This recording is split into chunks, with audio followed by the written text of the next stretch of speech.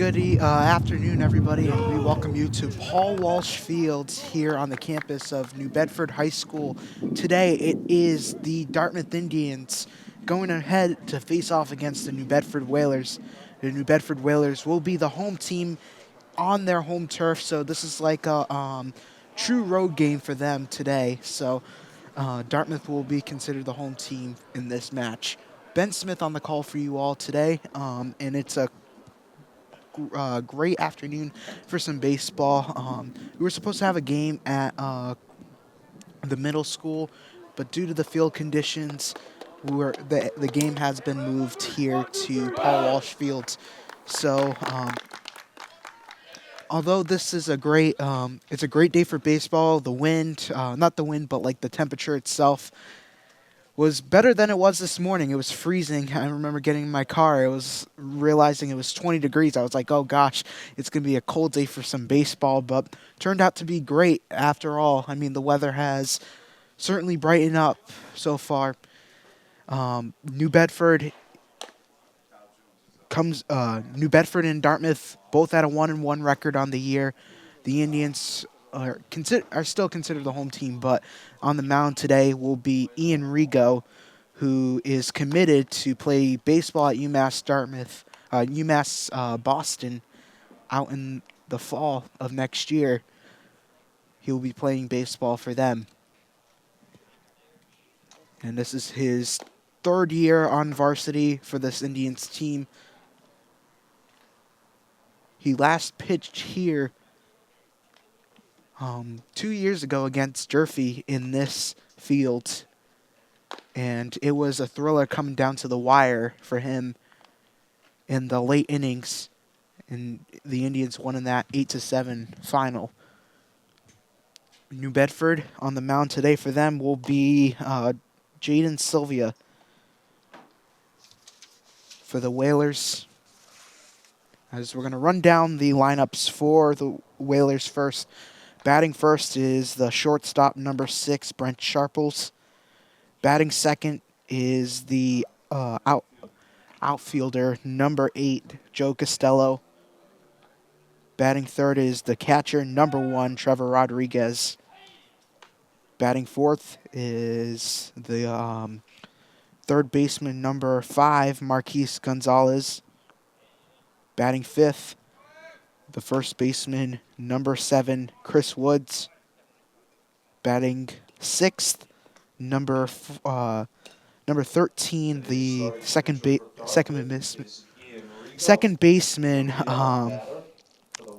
Zach Amaral. And we're going to get ready to go underway. Ian Rigo is the pitcher, going to Aiden Cruz, the catcher. Glad to see him back on the Indians team after he did lacrosse for a year, and now he's back. The first pitch swinging and missed. Strike one underway, on 1 count.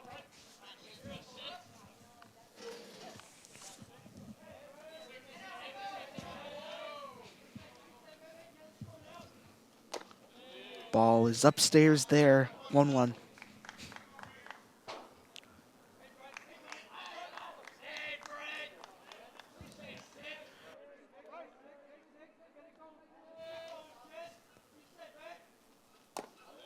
Just a little bit downstairs there, 2-1 count.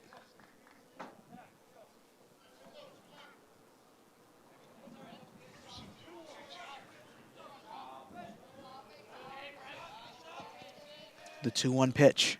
Swung on and missed. 2-2.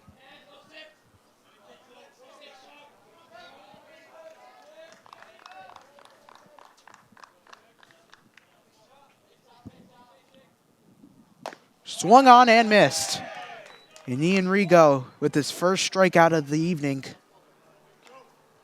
And one man down for the Indians with for New Bedford. Number 8, Joe Costello. Joe Costello.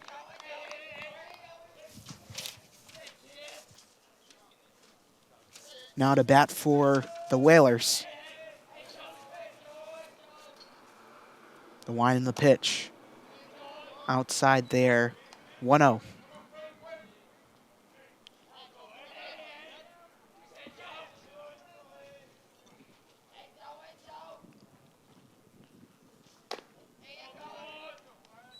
Upstairs again, 2-0.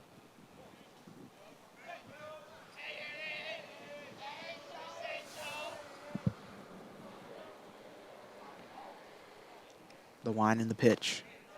And a strike inside.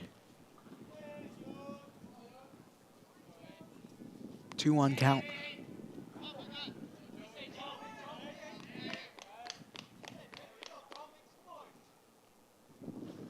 Swung on and missed.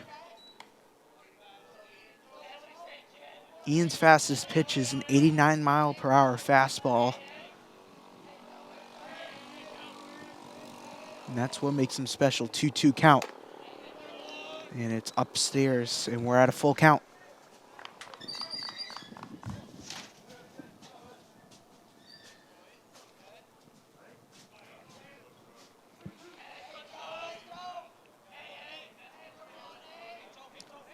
The 3-2 pitch. Upstairs, and we're going to get a walk. Costello will go to first. And now we got Trevor Rodriguez, the catcher. Number 1, Trevor Rodriguez. Rodriguez.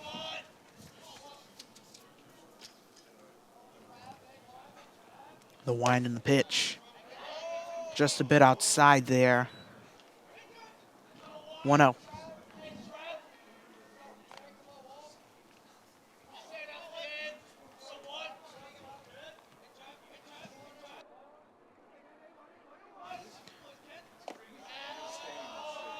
Outside there, 2-0. Ian Rigo pitched his first game last week with the Indians taking the victory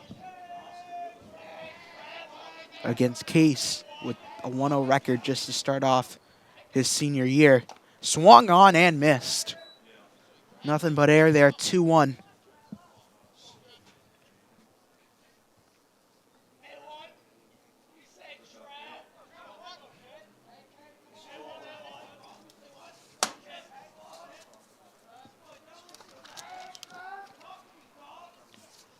And a fly ball out into center.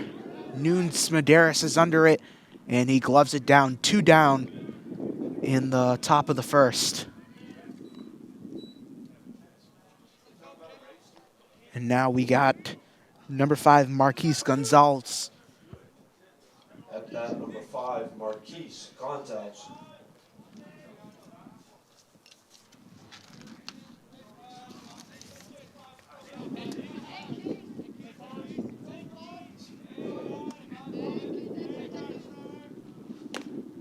Inside for a strike.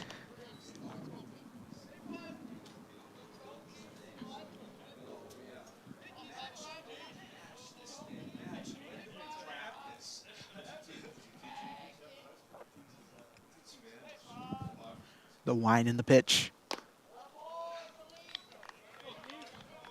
1-1.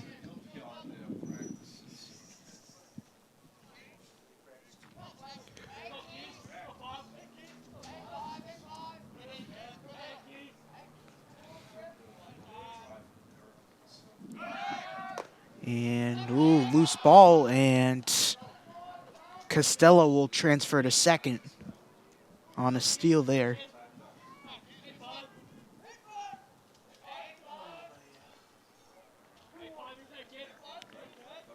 Two one count.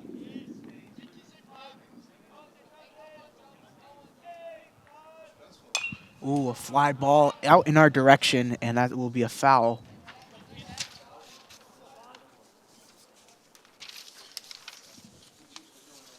Two.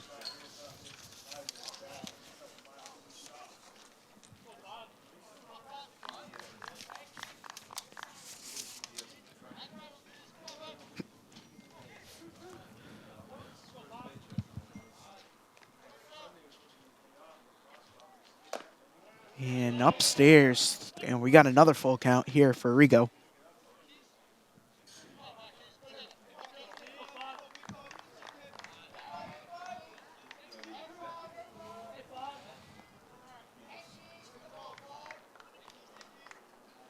Ooh, upstairs. And Rigo, another walk for him as we bring up number 7, Chris Woods. Now batting for the Whalers, number 7, Chris Woods.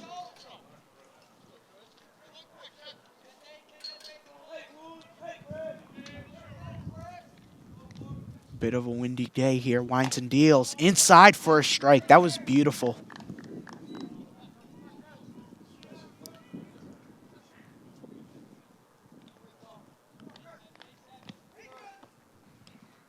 Winds and deals again. And another pitch inside for a strike.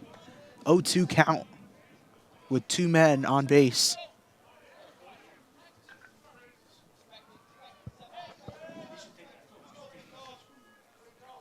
Winds and deals. Ooh, just a little bit inside there.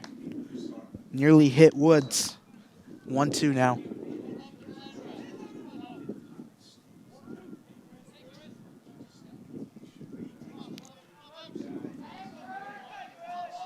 Oh, 2 pitch. Ooh, outside.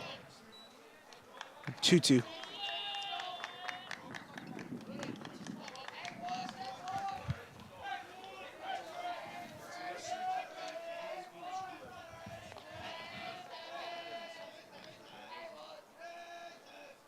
And swung on and missed. And Rigo, 2 strikeouts to start off the top of the first as the Indians don't hold any runs there or no hits. So we're still scoreless after the top of the first. We'll be back after these messages.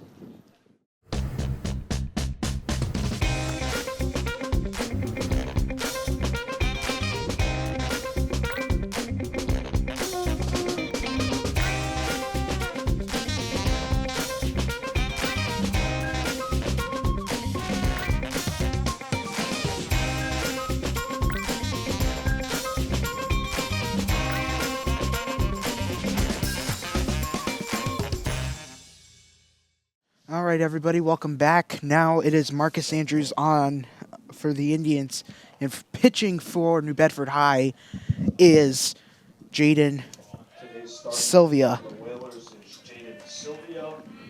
And batting leadoff for Dartmouth is number 1, Marcus Andrews. All right, we got Andrews, Beparlin, and Cruz as the next 3 up.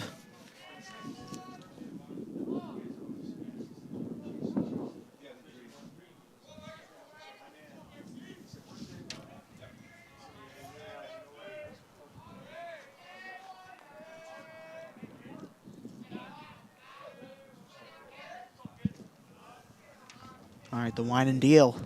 Swung on and missed. Just a bit outside there on the strike. 0-1.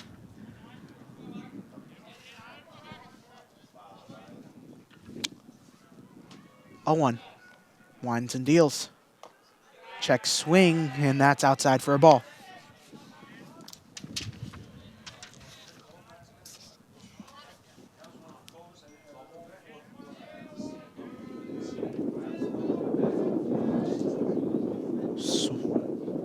And the pitch, and it's outside again. 2-1.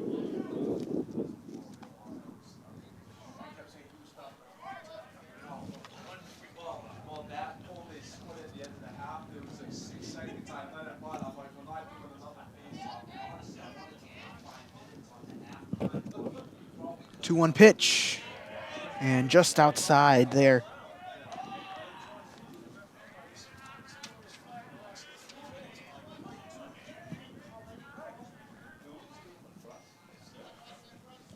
Three-one incoming.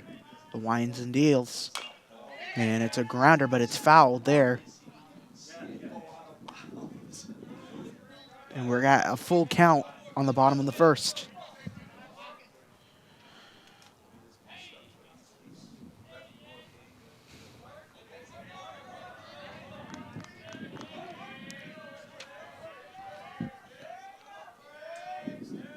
Wines and deals. And a foul again for Andrews, and he lives another day.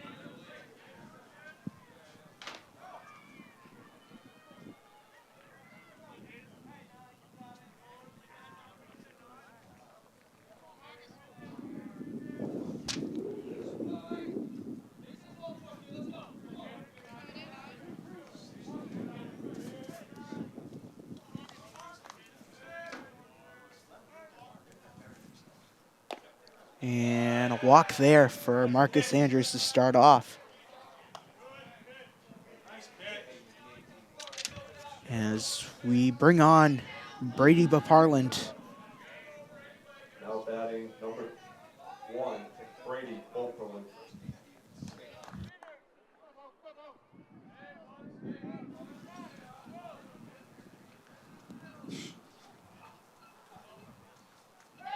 And they will try to go to first on a pinch.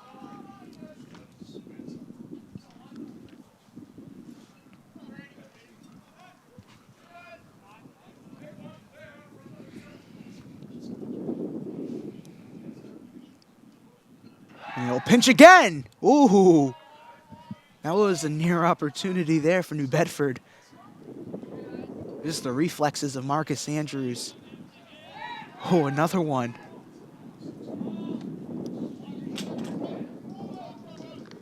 That's why you got to be careful when you're on base.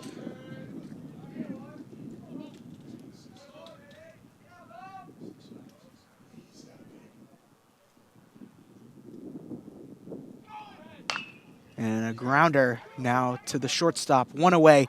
Now to two for the double play, and then he's safe.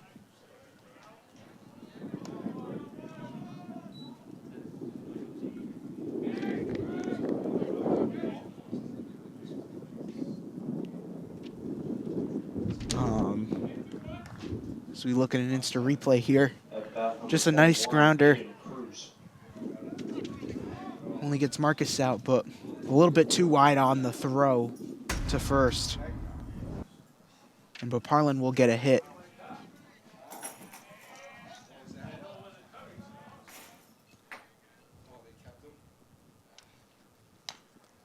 And fouled off our direction.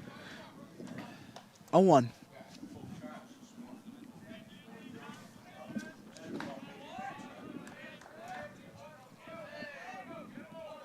On deck it is Justin Cleaves. You might know him as the home run guy in the playoffs last year against Mansfield. That really kind of sealed the deal in the 5th inning. It was a long one into right. And it's about 350 feet when at our field into right. And now it's 350 feet over here into right. Center field, it's 370. And this is a nice ballpark too, especially the amount of the Bay Sox played here for 10 years. When they were here, I used to go to some of their games.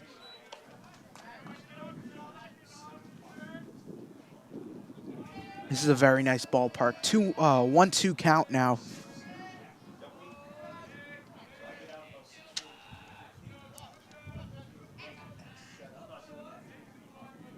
Winds and deals. Outside. 2-2 now.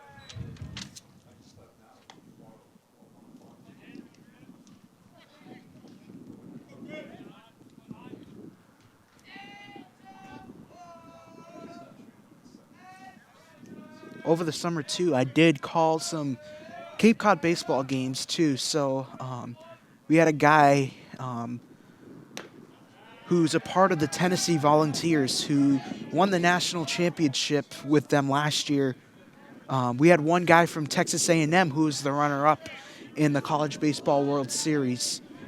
We had another guy. We had a lot of people from, like, SEC schools, so like Vanderbilt, a bunch of those schools that you could think of that are part of the SEC. Swung on and missed, and that will be a foul. We're still at a full count with 1 out to go. 3 balls and 2 strikes with 1 out.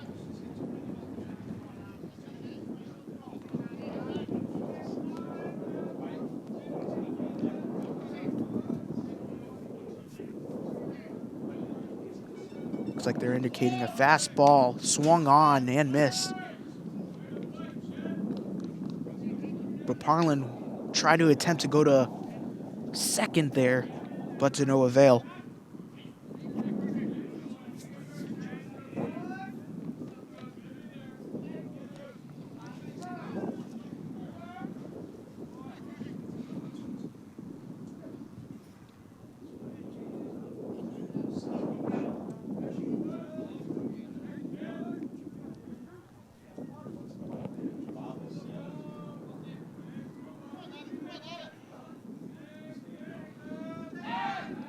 Ooh.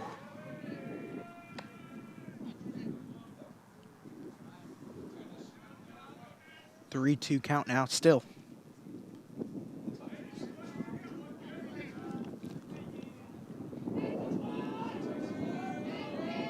Winds and deals, and that's going to be fouled off in the wrong direction. They're going to try to... That was a great hustle underneath, and it hits the side bleachers for Dartmouth's side. And it's still going to be a 3-2 count, and Cruz lives another day.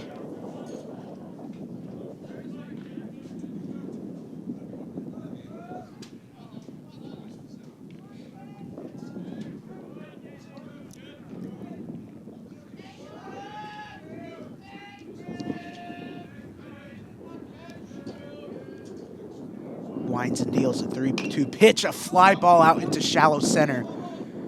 And it's underneath there from Marquise Gonzalez. Gloves it underneath the third baseman, and it will be 2 down in the bottom of the first. As brings up Justin Cleaves. Now batting number 11, Justin Cleaves.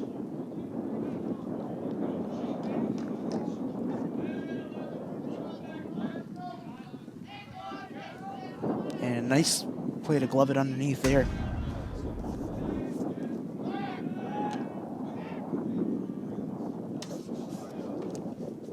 As it will be ruled an F5 for Cruz.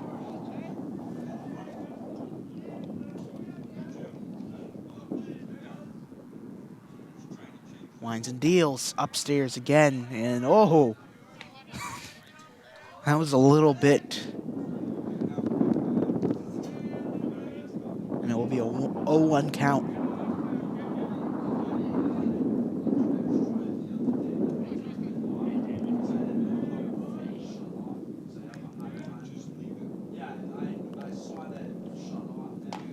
Upstairs again. A curveball there for Sylvia.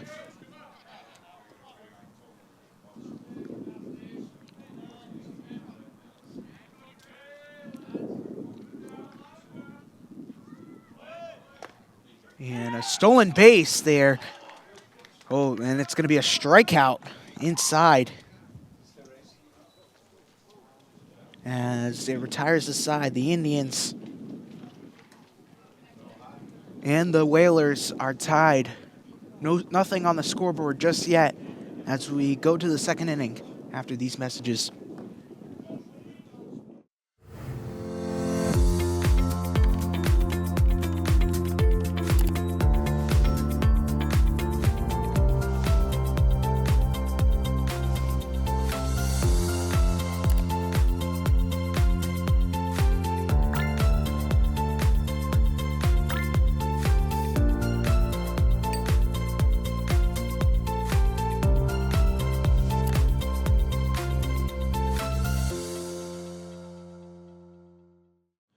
All right, welcome back, everybody. It is the Indians and the Whalers here at Walsh Field at New Bedford High School campus.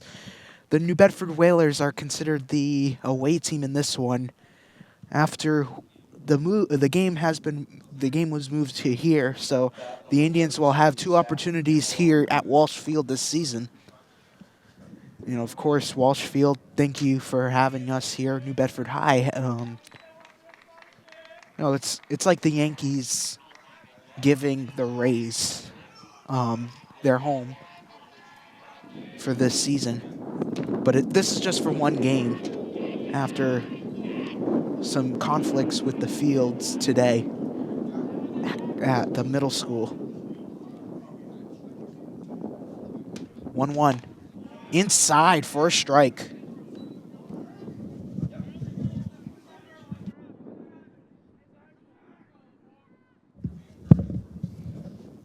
Swung on and missed.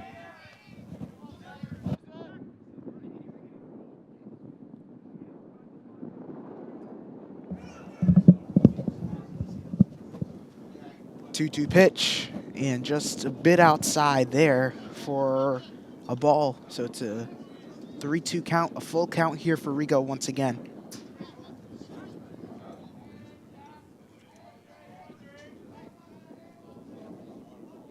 3-2 pitch. Swung on and missed. What a strike. That's his third strikeout of the game for Rigo. And it brings up number 14, Easton Almeida.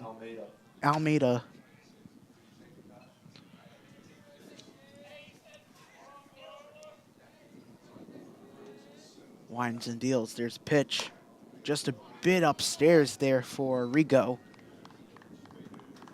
1-0.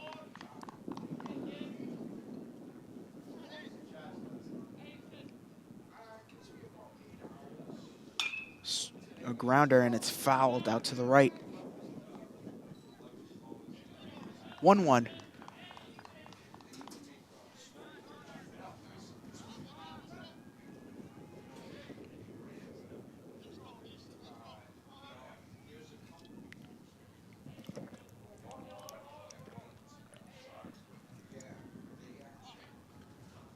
The pitch. Inside for a strike.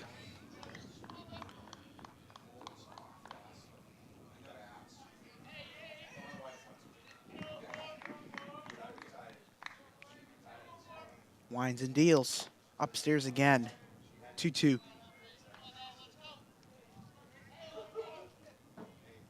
I mean, having Rigo too. Rigo has been one of the key players on this team, a captain for this team this year, a great specialist for this Indians team, and it's a fly ball out into left and a base hit for the Indians, and Rigo allows a hit there. Spoke too soon.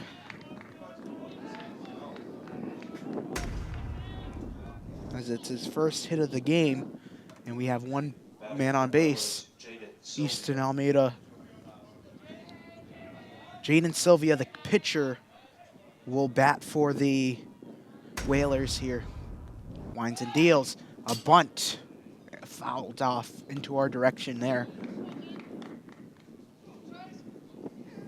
You know, I'm gonna say this though. I'm glad I'm not down towards the field level, but I prefer the field level right now. It's a little bit windy where I am, and they try to go to first. Claudio tried to tag him in time, but to no avail.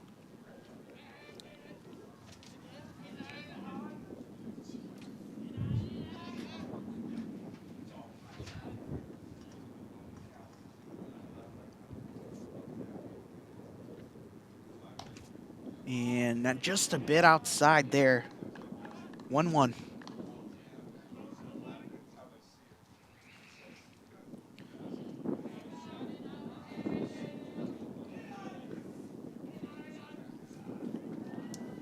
Winds and deals. Inside for a strike. 1-2. I watched the Indians their game the other day against Somerset Berkeley. It was an 8-1 final, but a tough day for the Indians, but they're hoping to bounce back today. I catched up with Coach after the game. We saw each other at tailgate after the game, and it was pretty. Frazier said, "Let's move on." I mean, we got 18 more tries to do this, so winds up and deals in a strike, and that's 4 strikeouts for Ian Rigo, and 2 down on the top of the second inning. Now batting number 18, Dom Pereira.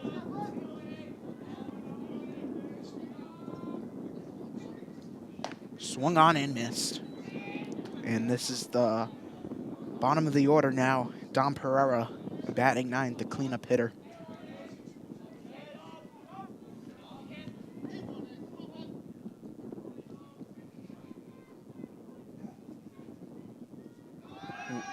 And the steal to 2. Ooh, not in time, but it's not in the glove of number 22, Logan Stott, who is a transfer from Bishop Stang. He was a solid player. He played more of third base last year for Stang. But a great addition for this Indians team. When you can get anybody from Stang there, and Ian Rigo, 5 strikeouts in the first 2 innings. Impressive for Rigo. The Indians still tied with the Whalers, 0-0, as we enter the bottom of the second after these quick break. Bottom of the second inning, the Indians still scoreless with the Whalers after after 1.5 innings down so far. Up next, it is Tom Quinn, nephew of the DA of Bristol County.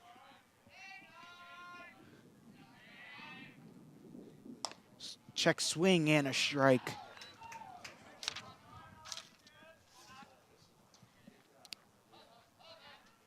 So the next 3, Quinn, Nunes, Medeiros, and Claudio. Nunes, Medeiros is... And a fly ball out into left, and it will be fouled out.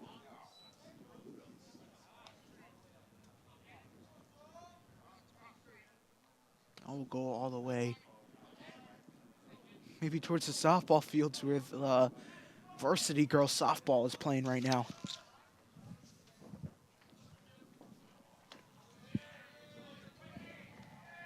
And downstairs, 1-2.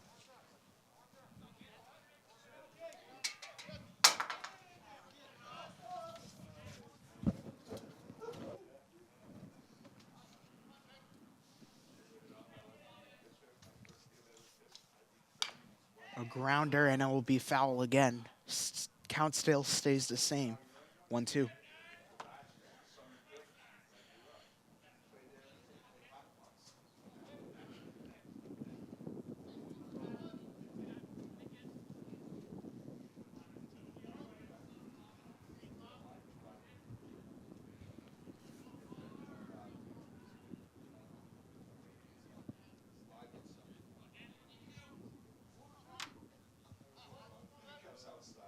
Winds and deals. Here's the 1-2 pitch.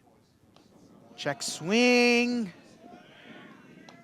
And they're going to call it a ball. That was awfully close there. You know what I would love if, like, we had GoPro cameras on the umpires, just like the MLB, when you see it on ESPN. They have the little GoPro cameras that connect to the umpires, so you could see kind of the angle out at the pitch. I mean, hopefully maybe 10 years down the road, and Quinn will get a walk as it brings up Jaden Nunes Medeiros.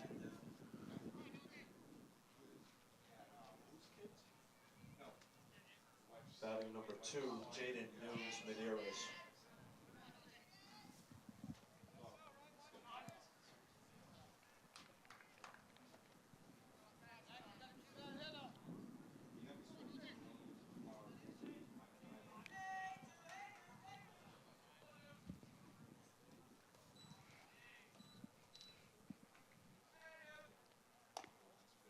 Just a bit outside. 0-1.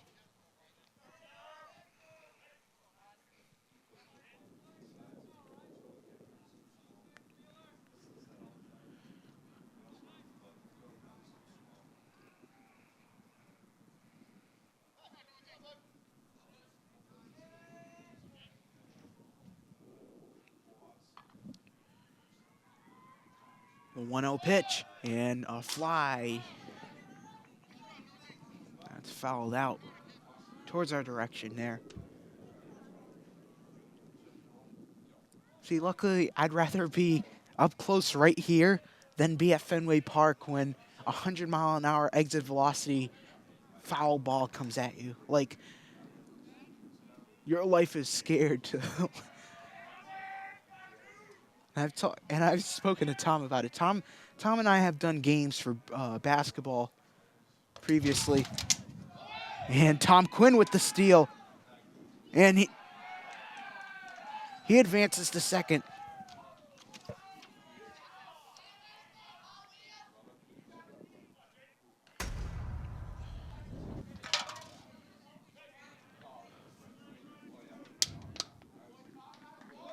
Great slide into second safely there.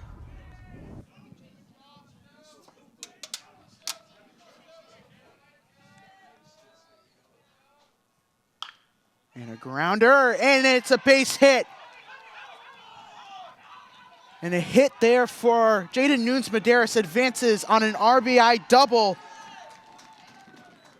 And Quinn comes home safely, 1-0 Dartmouth.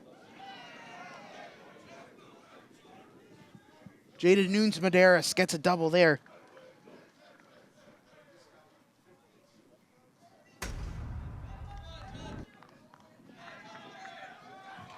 Great hit, and just to keep it in fair, extra effort.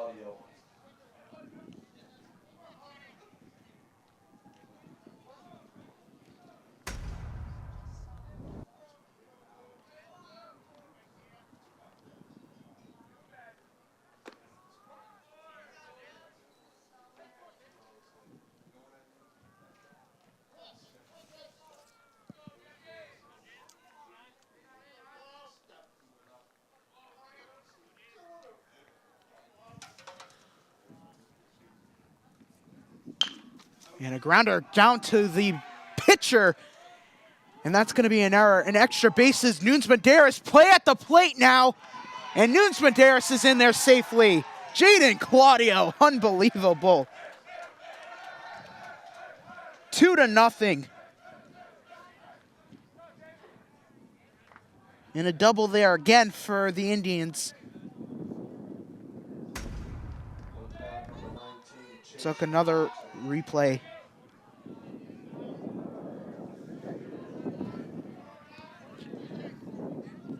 And it brings up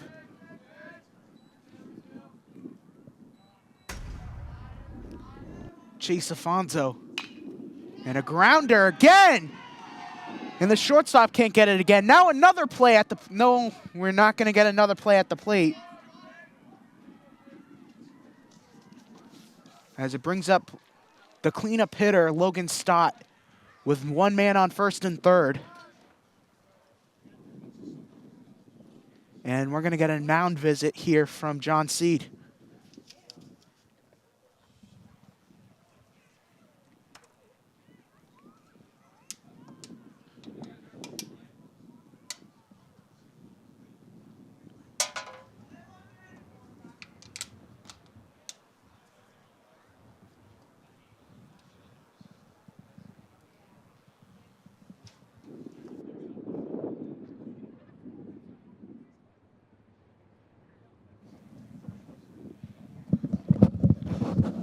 Quick little mound visit there for John Seed and his pitcher, Jaden Sylvia.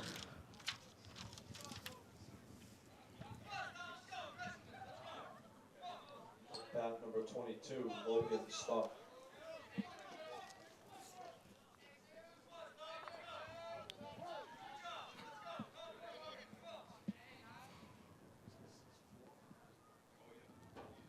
And pinch to first. No go there. On deck, it's Marcus Andrews, the leadoff hitter for the Indians. And just a bit outside and to second. Oh, and it's off the mark, and it advances Claudio, and Claudio will go home. Around the bases for that, Claudio, and we got a 3-0 score. As we got a mosh pit in the Indians dugout here.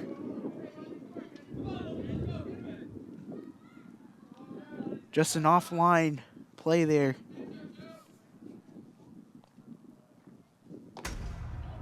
And we get a strike for Stott.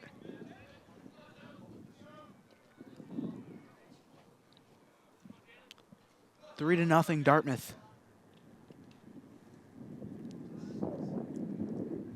Winds and deals. Ooh. And hit by pitch. And we got a walk here.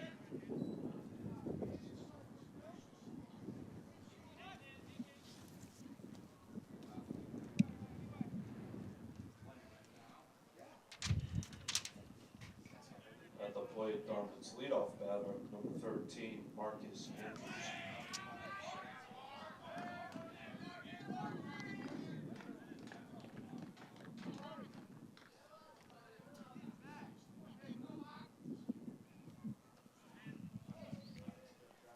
As we go to the top of the order here.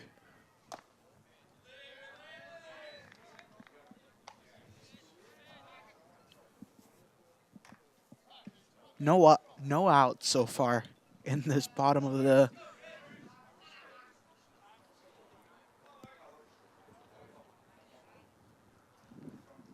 And a grounder to the third baseman and a base hit incoming. They're going to go home there as we get bases loaded for Marcus Andrews. And we got a time here incoming. They don't want to do a mound visit as it brings up Brady Beauparlant with bases loaded and no outs.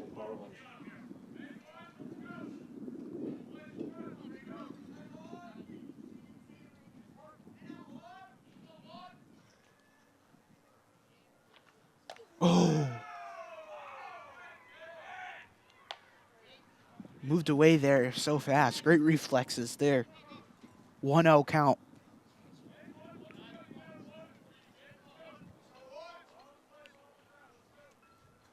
Bases loaded. A grounder again. The Indians. Another run comes in. And Stott will stay at third. And Chase Alfonso comes home.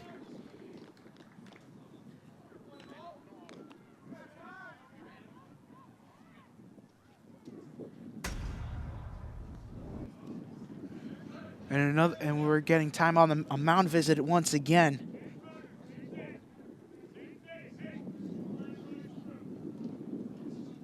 Justin Cleaves on deck and brings on Aiden Cruz, the catcher.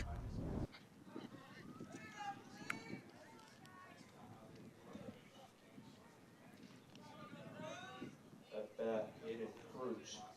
Tomorrow we have softball for the first game of the season. It's Old Rochester against Dartmouth. I will be on the call for that tomorrow. Hopefully tomorrow is better weather than this. It's freezing. I mean, it's not that freezing. It's just the wind that's kind of blowing in. It's much better than last night. Last night was freezing. I know, like, I was talking to Seamus, that she said it was the coldest game she's ever called. And now the double play there. As 2 down, and Stott comes in, and it'll be a 5-0. Now for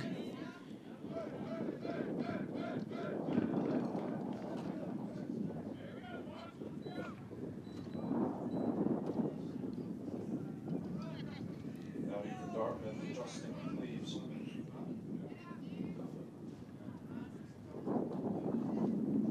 A 6-4-3 on that play there. Cleaves just tells Marcus just to stay there. I mean, that double play really worked for the Indians. For New Bedford, correction there. Not the inning that they were looking forward to, but a play like that in this point of the game.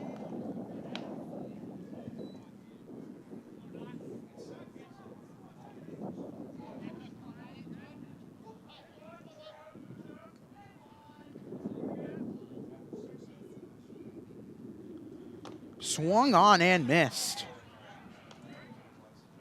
2-1 count.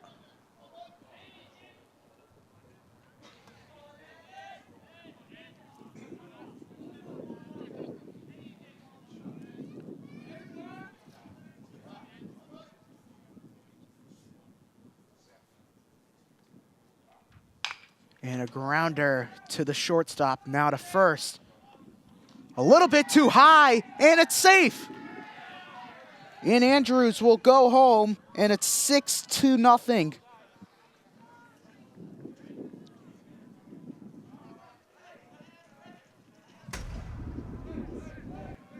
At bat, number 9, Tom Quinn. It will be scored as an E6 there.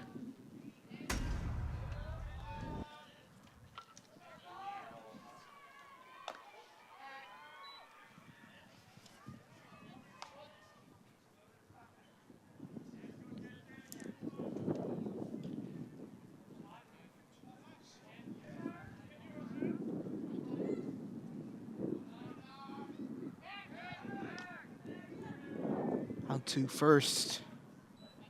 No bueno on the pinch right there. Tries to pinch it again. No bueno once again.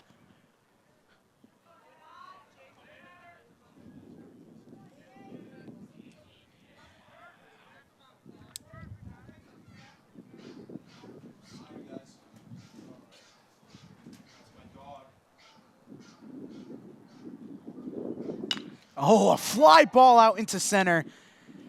Going back deep, and the catch is made out into center field. A great play there by Costello out in center. And it retires the side for the Indians. We have reached the end of 2 innings. The score 6-0. 6, New Bedford 0. The Indians are up as we step aside here after this quick break.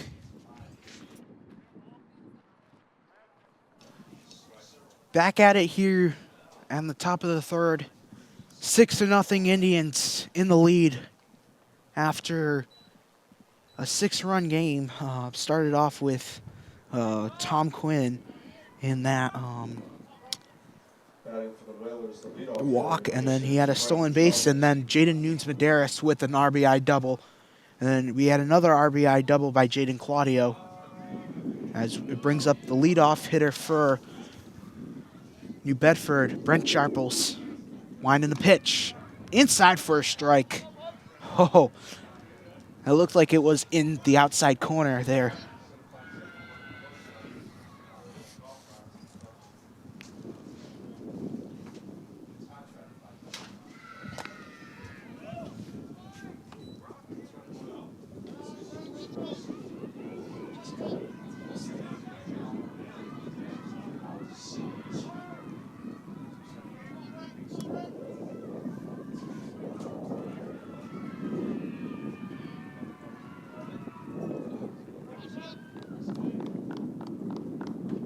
Winds in the pitch. Upstairs there. 1-2.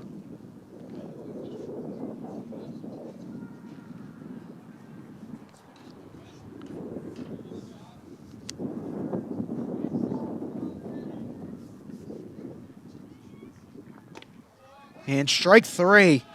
And that is 6 strikeouts for Ian Rigo in 3 innings. Brent Sharples.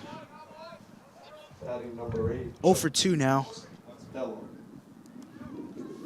Joe Costello now to bat for the Whalers.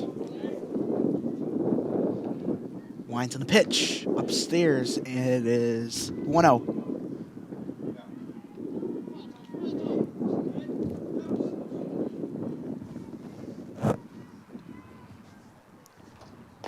Inside for a strike. Hard off the mitt.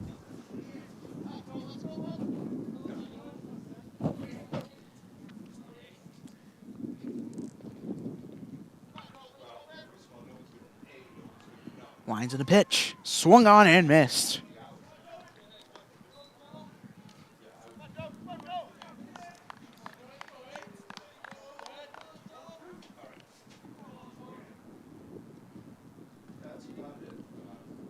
Winds in the pitch again. Upstairs. 2-2 now.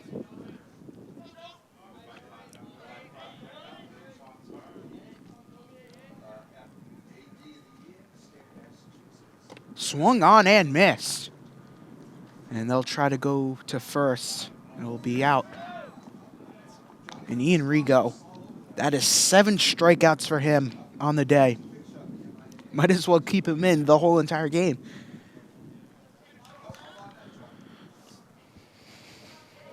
Trevor Rodriguez.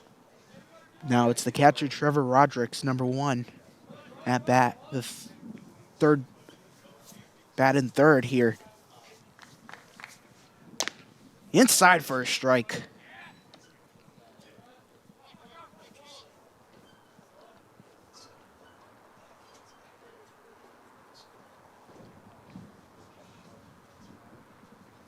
Inside again. Another strike for Rigo.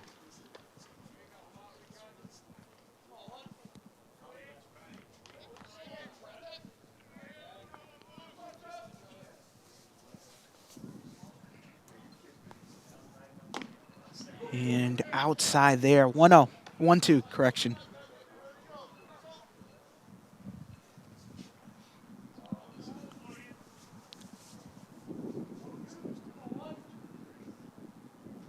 A line in the pitch. Swung on and missed. Ian Rigo, a 1-2-3 inning. 8 strikeouts for Rigo today. 6-0 Indians, continuing their impressive game so far. As we step aside here in just a moment. New arm on the mound here for the Whalers. They're turning to Chris Woods here on the bottom of the third inning, as Jaden Pereira's day is done. And Chris Woods, who is a sophomore, as Jaden Nunes-Medeiros is 1 for 1 so far on the day with a hit, with a double.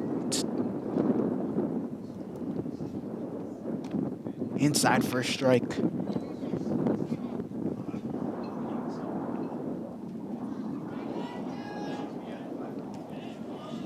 Thing is, this is it's a non-rivalry games, but it's still considered a rival here, as it's a pop-up into shallow right, and it's going to be fouled. Just lost his footing there. It is the first baseman, number 21, Aiden Gray.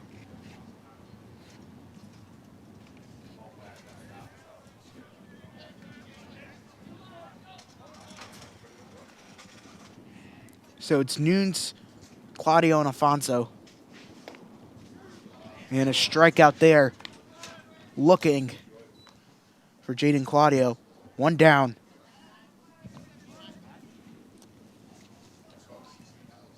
At bat, Jaden Claudio. And it brings up the first baseman, Jaden Claudio, here. 1 for 1 today on an RBI double again. In his first at bat. Upstairs, 1-0.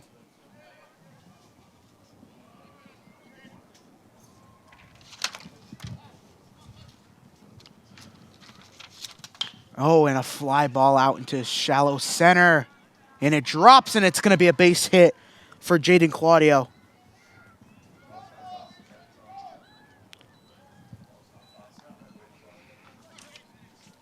As it brings up Chase Alfonso. Now batting Chase Alfonso. Another new addition for this Indians team this year, Chase Alfonso, who's only a sophomore. Strike on and sinker there from Woods.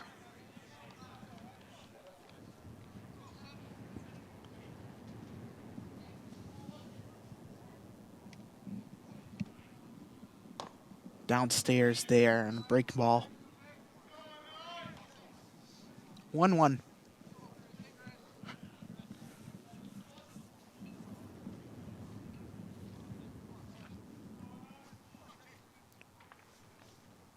Ooh, a fly ball out into right, and it will be fouled out of play.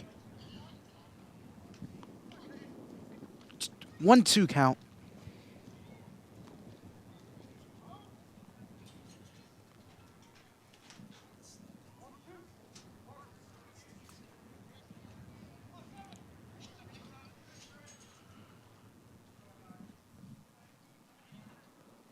Swung on and missed. And he is down on strikes. 2 strikeouts so far for Woods. As it brings up the cleanup hitter, Logan Stott. Batting number 22, Logan Stott. In the bottom of the order for the Indians.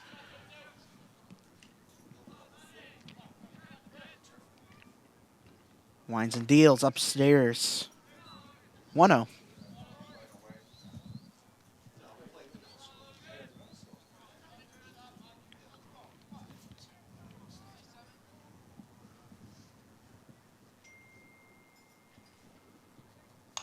And a fouled off. 0-2 now.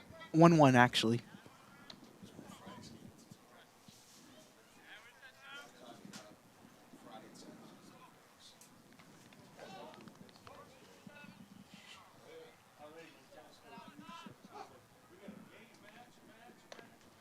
And in there for a strike. Chris Woods looking for a 3 strikeout start for the 3rd inning. Downstairs, 2-2.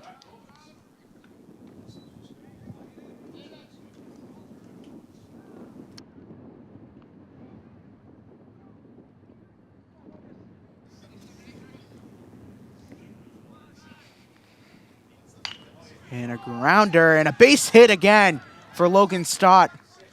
It advances Claudio to 2nd. As it brings up the top of the order here to Marcus Andrews.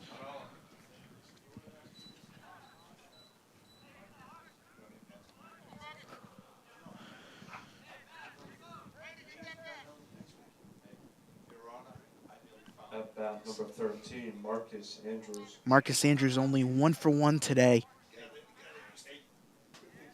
He only walked in the 1st inning.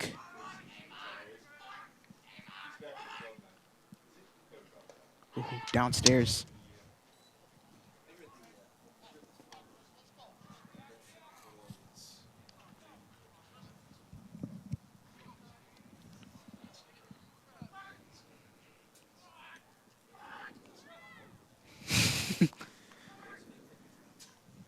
One upstairs again. Now it's going to be 2-0 count now for the Whalers and Woods. Any game that has New Bedford and Dartmouth going at it, I love doing these games. I can't say no to any of New Bedford-Dartmouth games. You know, you got friends, you got family that are from the New Bedford area and from Dartmouth too, so I'm not from New Bedford, I'm from the Riv, so. And that's inside for a strike. I love New Bedford, no doubt about it.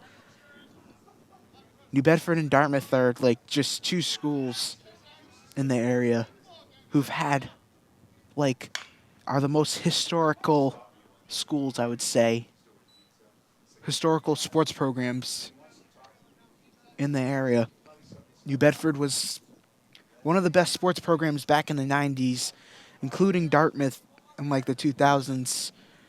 And so, 2000s, 2010s, Dartmouth was Division One, and now the school size has shrunken a lot since my freshman year. So it's now football is going to be moving into Division 4 for football, and it's a strikeout there for Marcus Andrews. After 3, 6-0. We'll be back right after this. Dartmouth leads 6-0. Top of the 4th inning here. Ian Rigo still on the mound for the Indians as it brings up the number 4 hitter and the 3rd baseman, Marquise Gonzalez. Ian Rigo continuing his impressive day today. Only 8 strikeouts for him.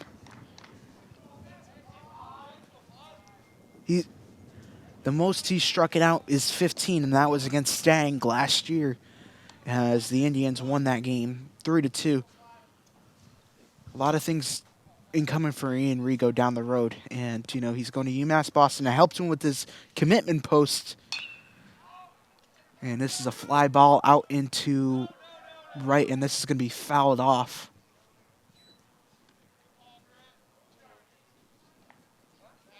Claudio did not want to get it. It looked like it was going to go out of play for a second. I actually helped Enrico with his commitment post on. So if you go on his Instagram, I helped him. He reached out to me. No upcharge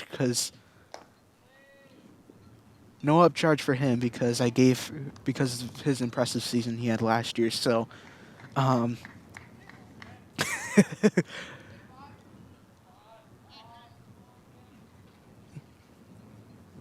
a grounder and bobbled from Andrews and goes to first to Claudio. Is a 6-3 play and an out there for the leadoff start of the inning hitter, Marquise Gonzalez. Let's look at an instant replay here. Oh yeah, bobbled. Just great that he got the ball in time to Jaden Claudio there. That was hot potato move. That was a hot potato just for a second. Winds and deals upstairs, and it's 1-0 now to start the count.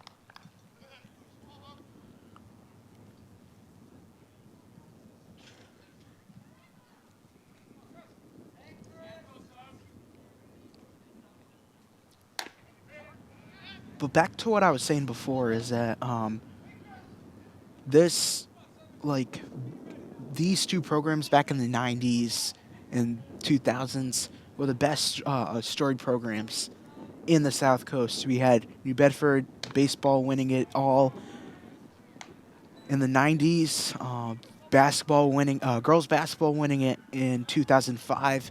2014 and 15, the Indians went to the state championship and won it. 07 or 08, they went to the state championship. And the football team, 08, they went to the championship, played Everett, and then they lost in the thriller. That game will still be talked to this day, but that's how good of a game it was. It just went down to the wire. 93, 94, 98. It says it right behind me. I know Paul Santos, my partner in crime for basketball season for girls basketball, was definitely a big legend for this New Bedford High School run in baseball, and 9 strikeouts for Rigo today. And 2 down on the top of the 4th. As it brings up Zach Amaral.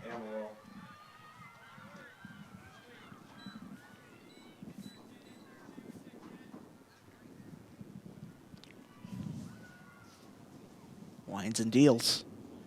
Inside for a strike.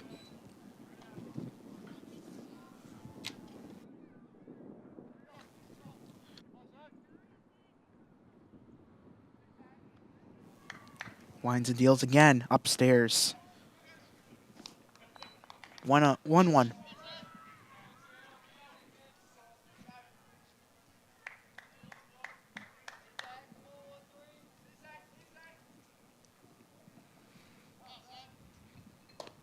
And downstairs, 2-1 now.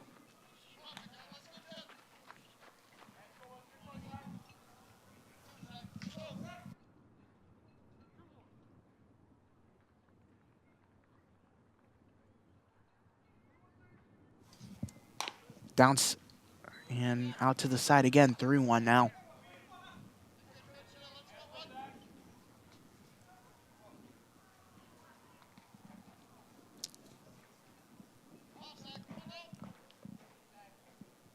Winds and deals. Swung on and missed. Full count with 2 outs in the top of the 4th inning.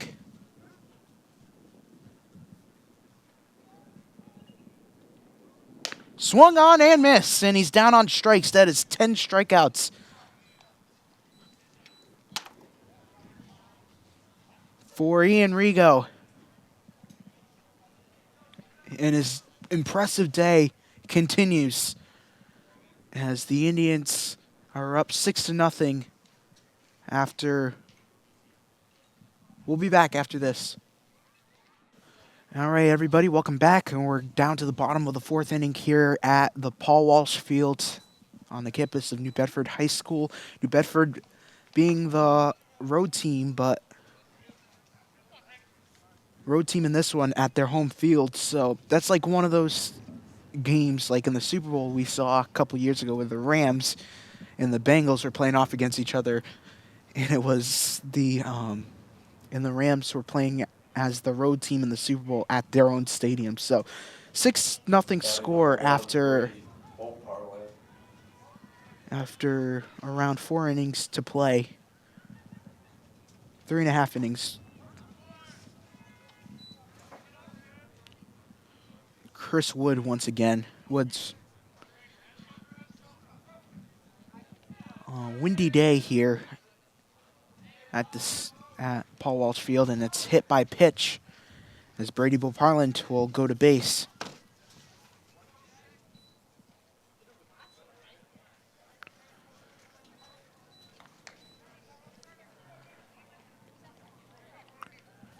And it brings up Aiden Cruz. Aiden Cruz is only 0 for 2 so far. First one being a fly out, and then the last one was a double play in the third inning. In the second inning, pardon.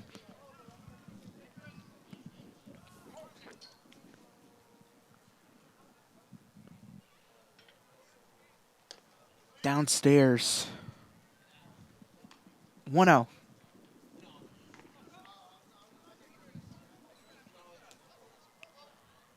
Again, we have softball tomorrow for all the marbles here. It will be the Indians getting and Old Rochester. I'll be on the call. Swung on and missed, and advances Boparland to second on a stolen base.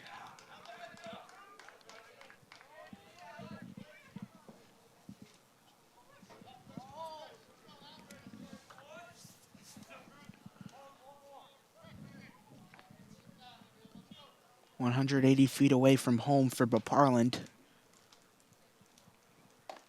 Inside for a strike. Another strike for Cruz. Now we'll have softball. I'll be on the call tomorrow. And then next week we'll be having Durfee in Dartmouth. I'll be on the call for that one as well, as we have a chopper down left field, and it's a base hit. And that's going to be an error as Boparland comes in to score.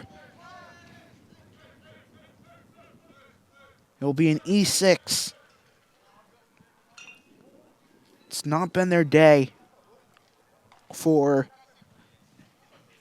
New Bedford High. And Dartmouth is up by a football score, 7-0.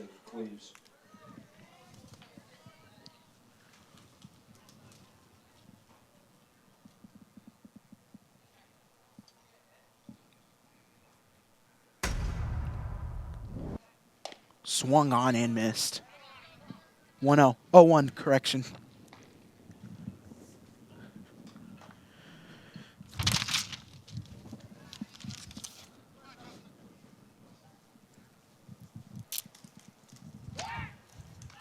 Now they try to go for the pinch.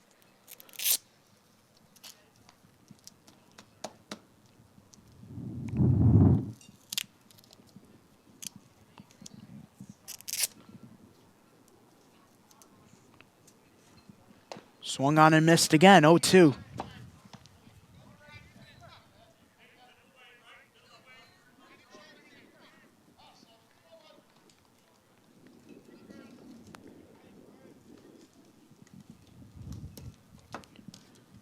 Now the wind is really hitting hard towards us. Oh, and a fly ball, and that will be fouled out. Right in the direction of the dugout, saved by the net.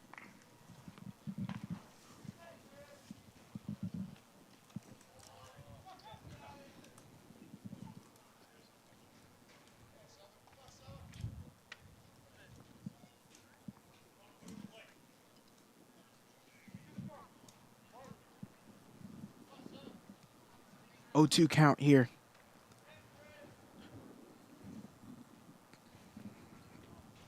Downstairs again, and we got a stolen base, and Cruz advances to second.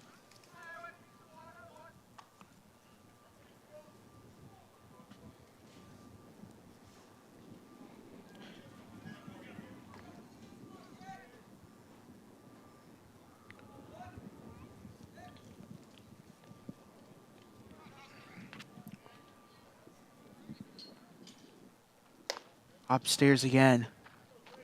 2-2 now.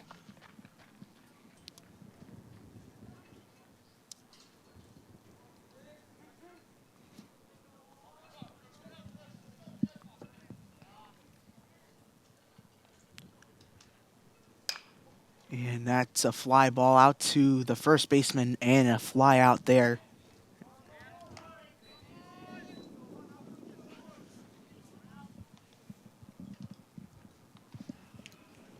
One down in the bottom of the fourth. And Tom Quinn up to bat. Tom Quinn is only 1 for 2 today. 1 for 2 with actually 0 for 1 on the day so far, with a fly out and a walk earlier in the game.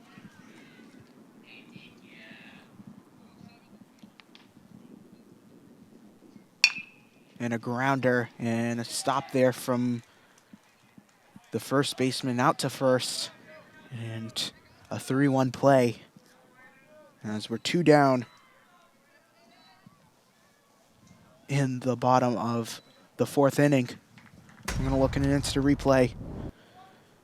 That was Aiden Gray who scooped it up. Batting for Dartmouth, number 2, Jaden Nunes-Medeiros. Jaden Nunes-Medeiros up to bat. Only 2 for 2 for, actually 1 for 2 for him. Struck out looking the last time around. Swung on and missed and a foul.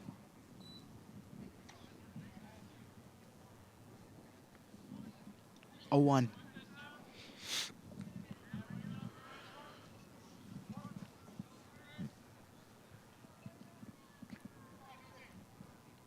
Winds and deals downstairs. 1-1 count now.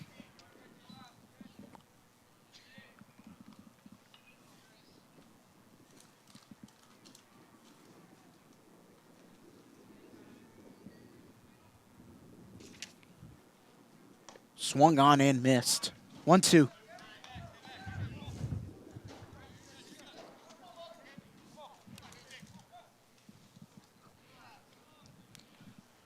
One ball, 2 strikes with 2 outs. Outside there. Now that will advance Cruz home.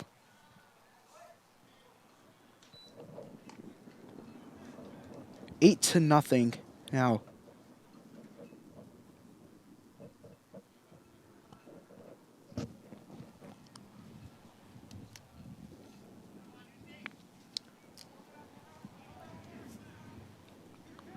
This is the game that they really looked up to. Last week they were down.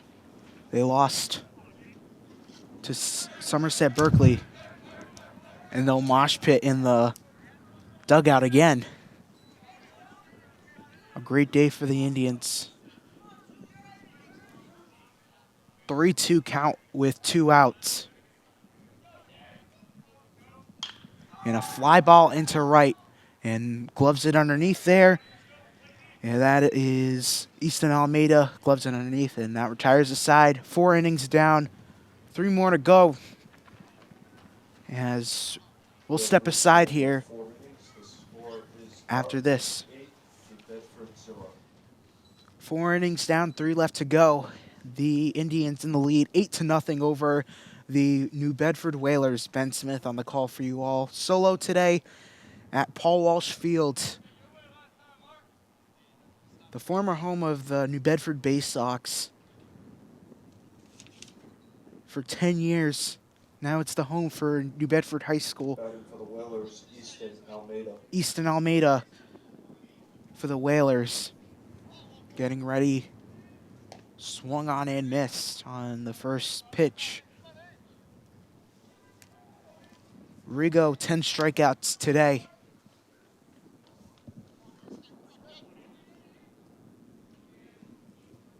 Swung on and missed again.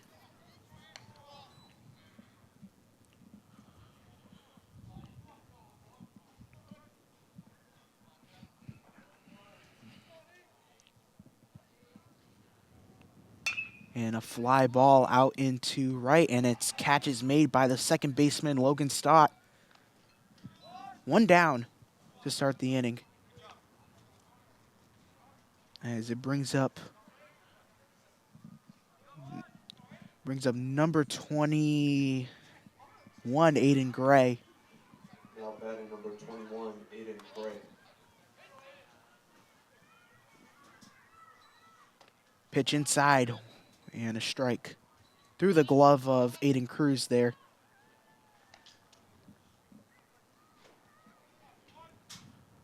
A perfect pitch there from Ian Rigo.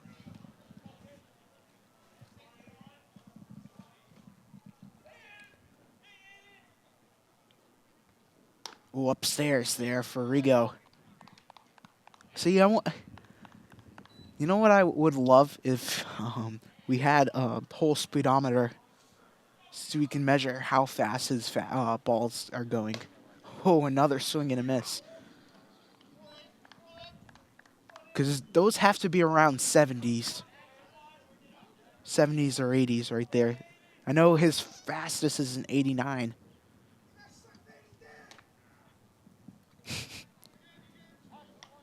Two one count. 2-2.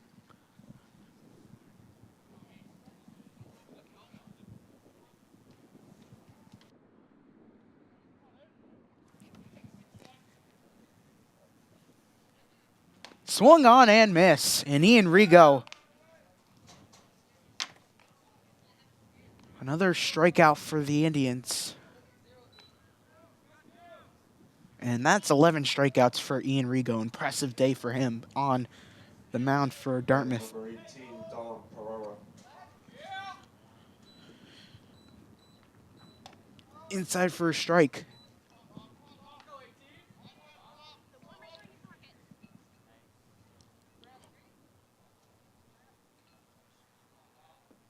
No, we're doing baseball right now, but like the Red Sox, a little bit of a slump so far, but like, you know, they're still regrouping as a team right now.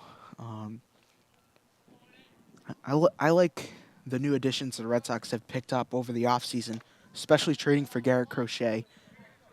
We got Alex Bregman too. I want to go see a game this year too for Boston. I'm hoping to take the T up from New Bedford to Boston. I haven't taken the T yet from New Bedford.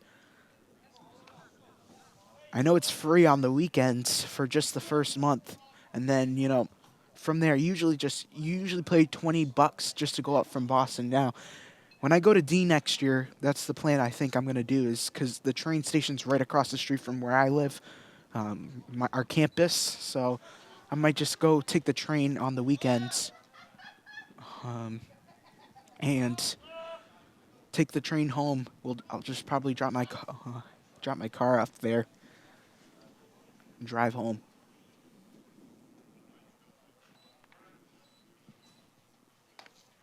Strike there.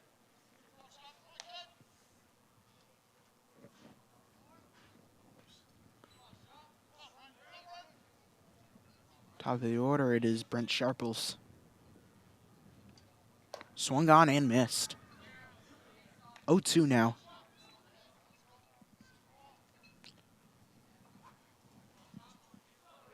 One man on first. And just outside. Ball one. We got a 1-2 count with 2 outs on the top of the 5th inning. Beautiful day for baseball, although despite the wind, beautiful day. However,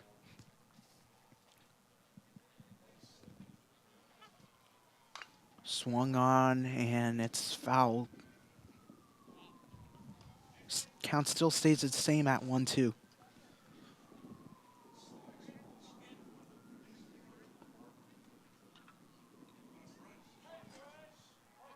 You know, they're not exactly the same team without Diakite and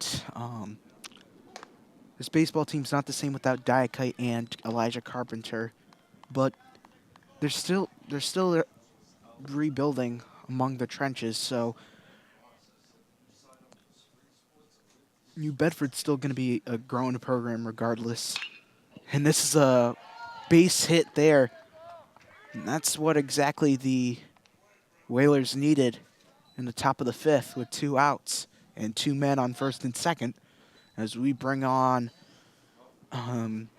number 8, Joe Costello. Batting for the Whalers, Joe Costello.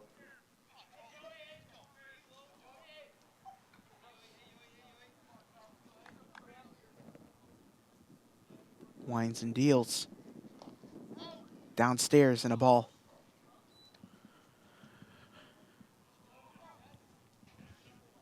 Some of the experiences for this Indians team. They lost their third baseman. They lost their catcher. Now they're going to lose their ace next year. Their shortstop. On this Indians team altogether, there is 1, 2, 3, 4, 5, 6, 7 seniors on the team. I think that's more than last year. I know they lost Louis Freitas. They lost Donovan Burgo, who's playing baseball as a catcher at UMass Dartmouth. Ian Rigo. 3-1 count. Swung on and missed.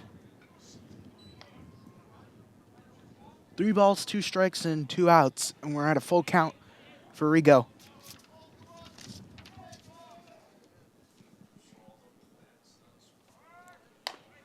And outside.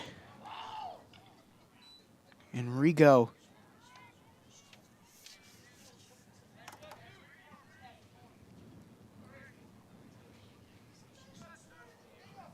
And bases loaded now as they bring on the catcher, number 1, Trevor Rodriguez.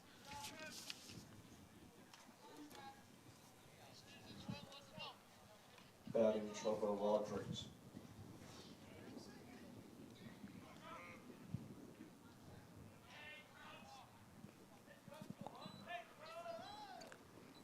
Inside for a strike.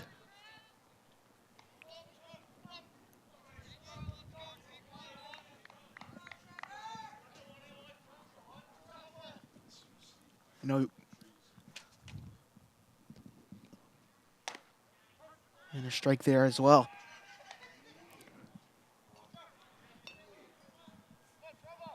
Coach Freitz is the baseball and golf coach at Dartmouth High School.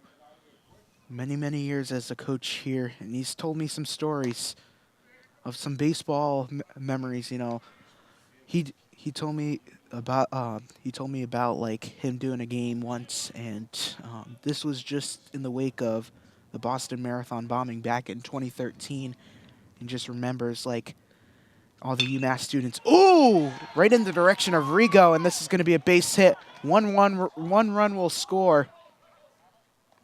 And it's 1-8 now as New Bedford is on the scoreboard. And they'll call time here.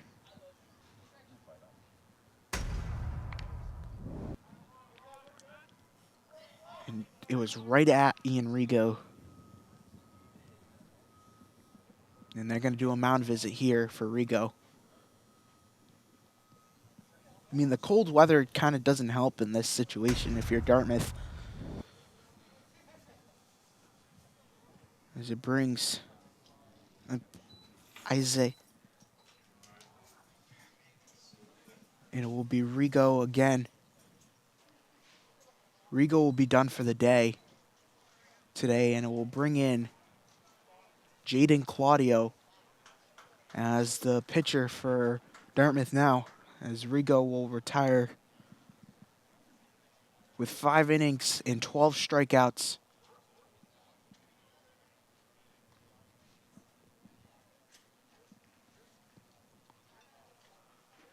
So they're going to, the decision here, they're going to bring on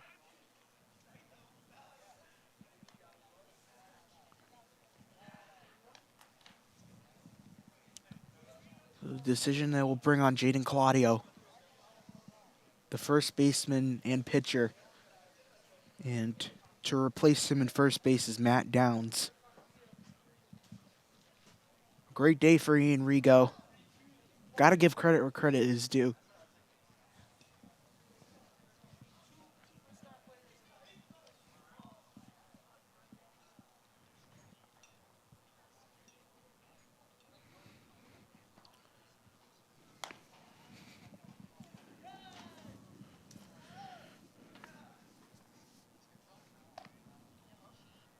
Correction, that is 11 strikeouts for Rigo today with 5 innings.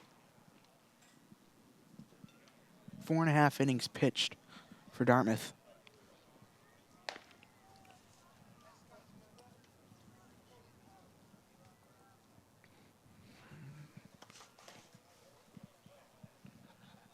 As they warm up, Claudio here.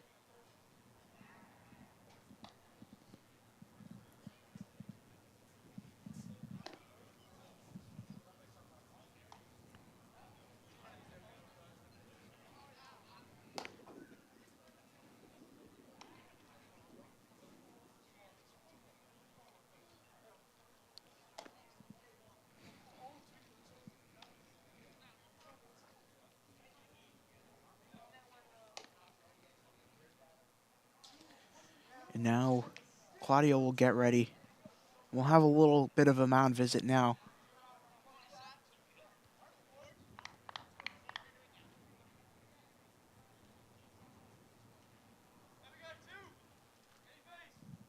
Two outs and bases loaded. Brings up Jose Romero. Azai Romeo up to bat for the Whalers. And in there for a strike on his first pitch.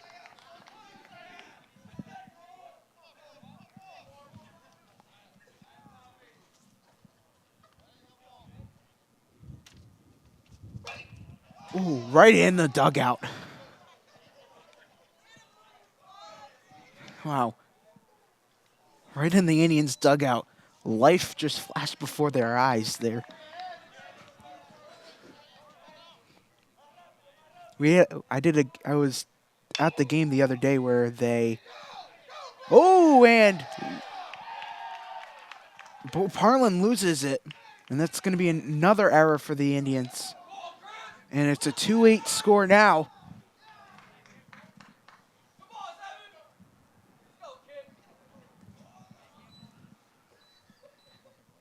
And we're going to look at an instant replay here. Just couldn't haul it on. Oh, yeah. It's just cold out. And this blistering cold. It's not that it's cold, it's just windy out. Swung on and missed. 1-1.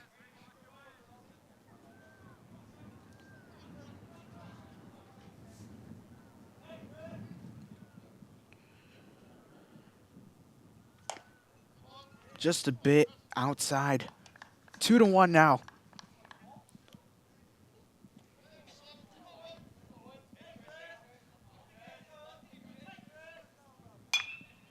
And it will be fouled off into left.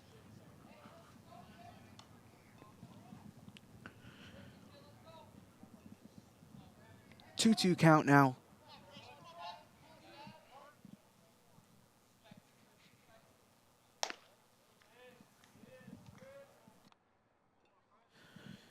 3-2 now.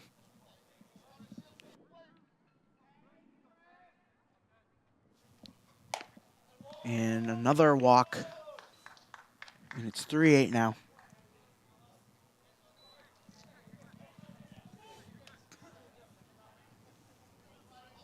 Now they're giving some advice to Claudio as they bring up Casan de la Cruz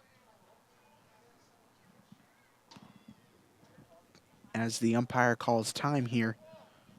8-3 score.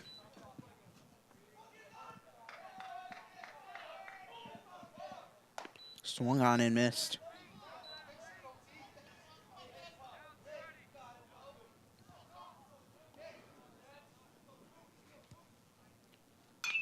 And a fly ball out into right. And that's going to drop in fair.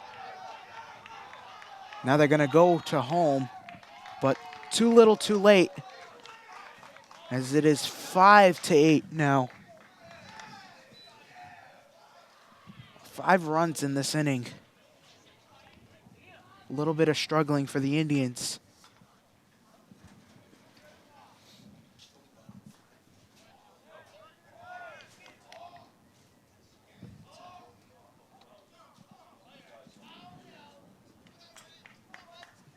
Thing is, don't be aggravated if you're Dartmouth. Just keep the composure right now.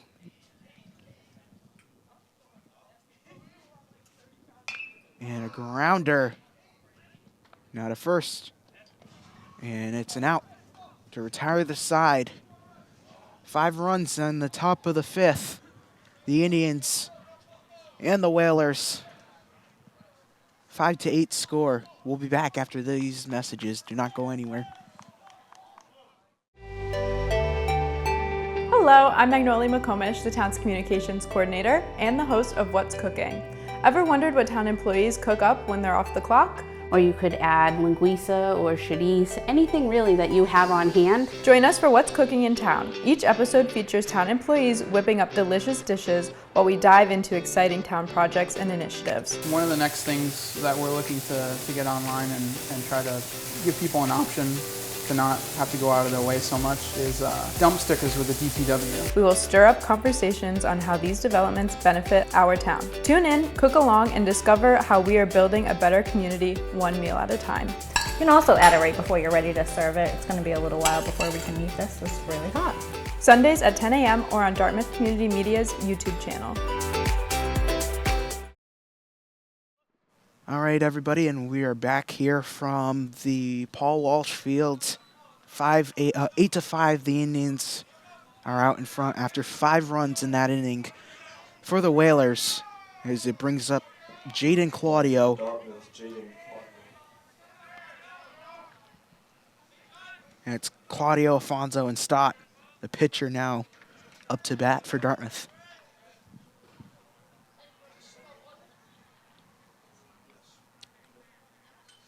Downstairs and a strike.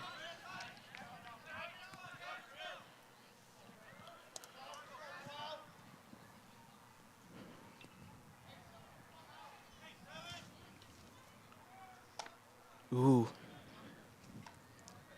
Outside there. 1-1.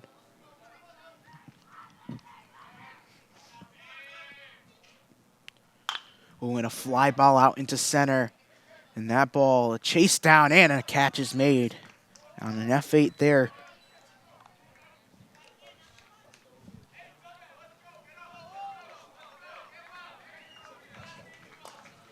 One out, one down. As it brings up Chase Afonso. Struck out his last time at bat. 1 for 2 today for him.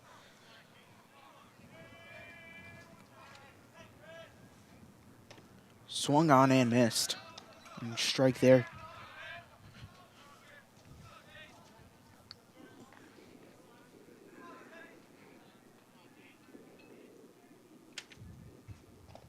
Downstairs there. 1-1. The umpire will clean off the plate.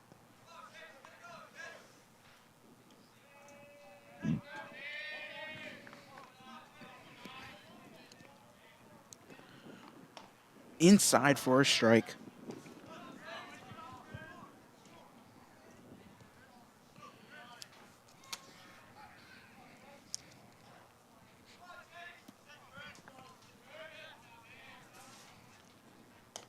Downstairs there, 2-2.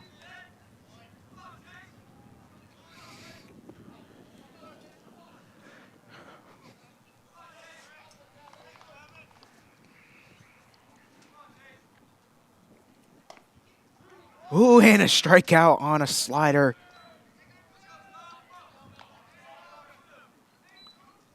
Woods on the strikeout. Now batting Logan Stott.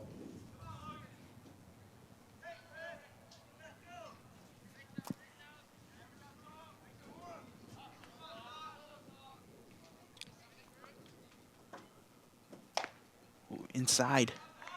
Outside, actually. 1-0.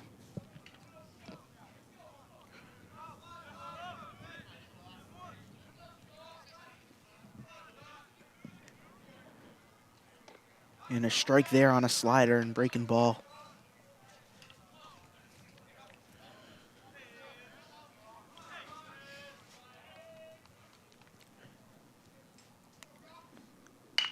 And chopper down, and the shortstop gets it. Throws it to first, not on time. And he is safe on an E6.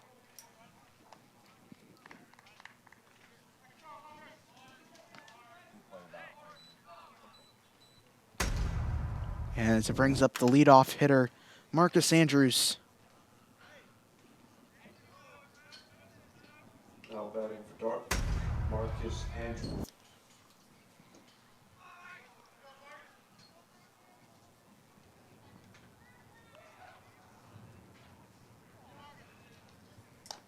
Outside there.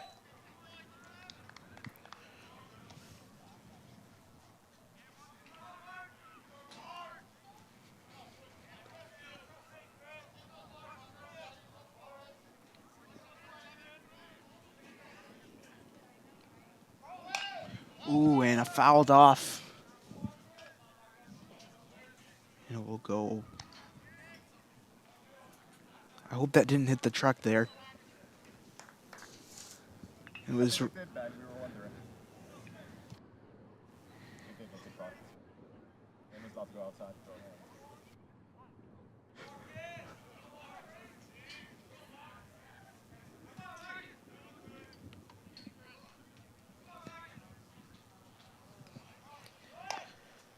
And the stolen base, and Stott is safe.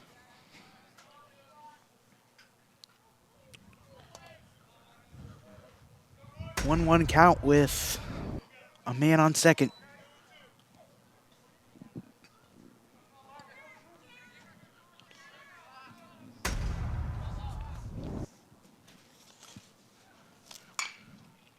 And ball just short, and now to first, and retires the side for the Indians.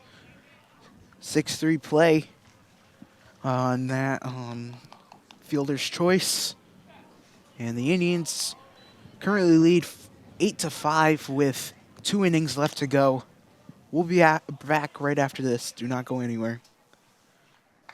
All right, welcome back, everybody, as we are back in action here for the 6th inning. After 5 innings down, we got 2 more to go, hopefully, as Jaden Claudio is back on the mound for the Indians. Swung on and missed on the first pitch there from Aiden Gray.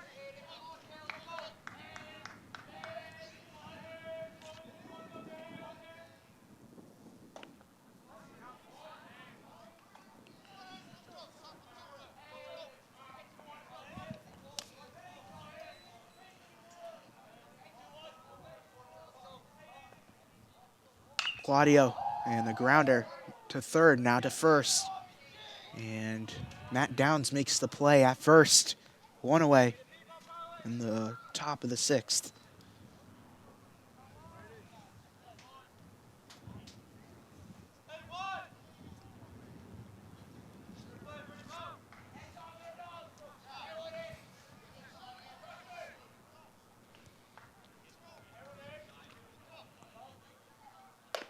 Upstairs there. Ball 1.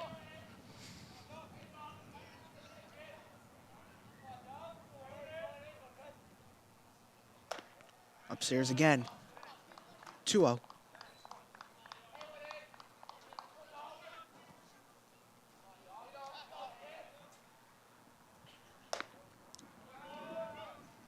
3-0 now.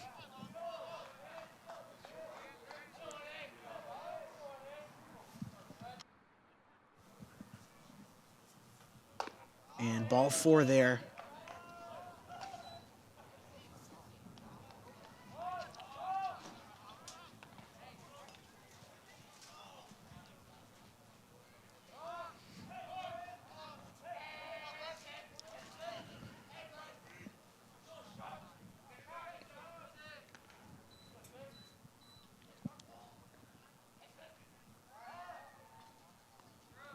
He thought of going to first there.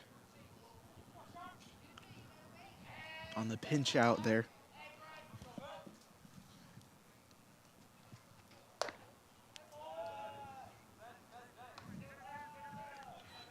One 0 with 1 out.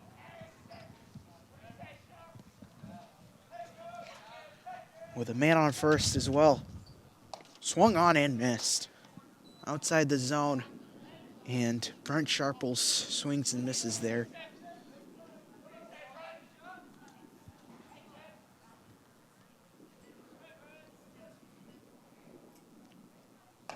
Strike there. Inside. 1-2 count now with 1 out.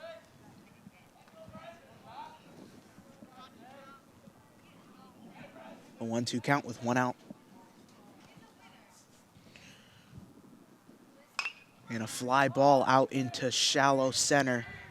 Nunes Medeiros is underneath it, and he makes the grab. 2 down in the top of the 6th. Brings on left-handed hitter, number 8, Joe Costello. Actually right-handed.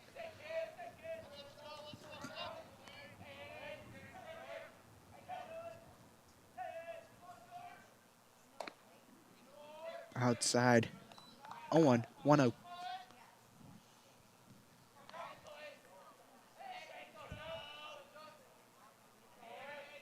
Really choking up on that bat there. In there for a strike.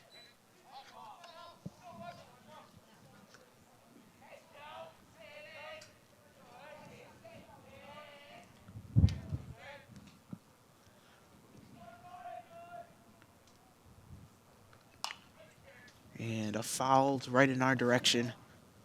1-2.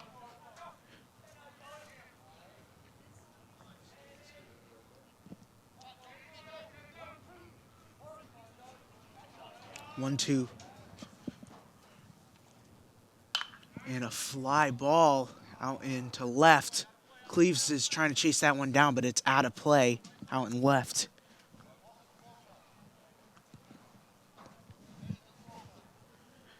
I mean, it's a really great day for baseball, though, although it's freezing. Kind of like when baseball's a little bit chilly in the forecast. A grounder and a base hit. And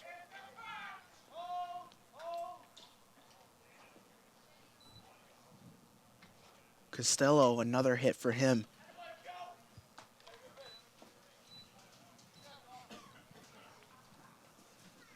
As it brings on the catcher, number 1, Trevor Rodericks. With 2 outs in the top of the 6th inning. Upstairs, correction. Ball 1 there.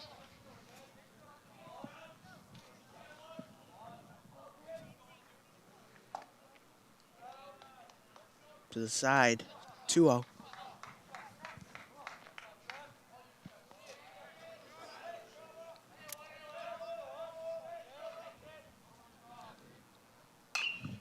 Oh, and a fly ball, and right underneath it, Claudio makes the catch. You know, we are down to, now retires the side there. In the middle of the 8th inning, the Indians, 6th inning, correction, the Indians are up 8-5 still. As the next hitters are Boparlin, Cruz, and Cleaves. BCC next up at bat when we come back. Bottom of the 6th inning here from Paul Walsh Field. Ben Smith on the call for you all. And the Indians, great game so far. They have the lead 5-8 in the bottom of the 6th. And it is Bo Parland, Cruz, and Cleaves, the next three up for the Indians. Woods is still on the mound for the Whalers here as he takes strike one.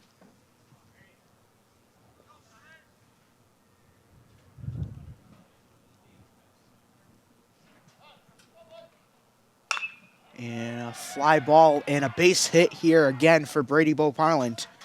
Start off the inning. Oh, he's going for two there.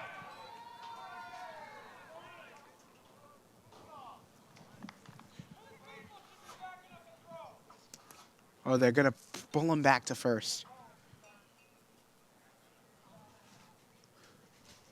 Oh, never mind. Maybe they called time for a sec. They wanted to switch out. Wanted to take off his sleeve there for his elbow. As it brings up the catcher, Aiden Cruz. And a chopper down the line and a base hit. Now, Parlin will hold, and Cruz on a base hit.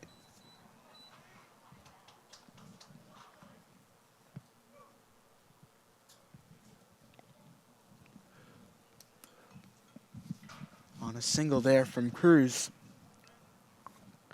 Brings up Justin Cleaves. He had that home run back in the playoffs of last year. And we got a mound visit. I think they're going to try to make a change for Woods here. And he is done for the day, as it indicates. And they're going to bring a new arm on the mound. It will be number 14, Easton Almeida, for the Whalers here. As Woods' day is done, pitched 4 innings for the Whalers.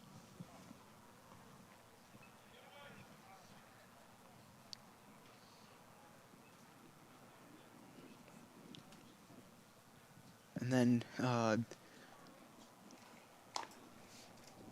as he's warming up on the mound, we're going to just let you all know on the upcoming games that we'll be broadcasting. We're on live tomorrow. I'll be on the call for softball against Old Rochester at Quinn Elementary. I think the forecast says it's going to be another cold one as well.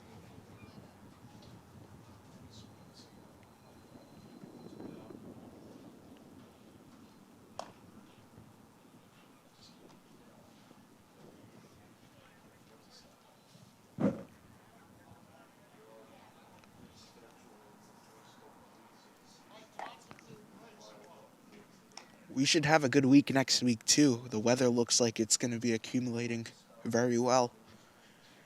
Although we're going to have rain Friday, Saturday, Sunday, but Monday it's going to be 56. Tuesday it's going to be cloudy, 58. 48 on Wednesday when I have to do baseball. Thursday it will be sunny, 49, and then Friday cloudy, 51 degrees.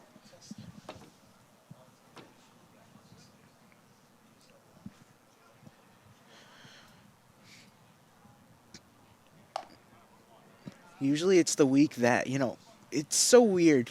Every time I'm on vacation for school vacation,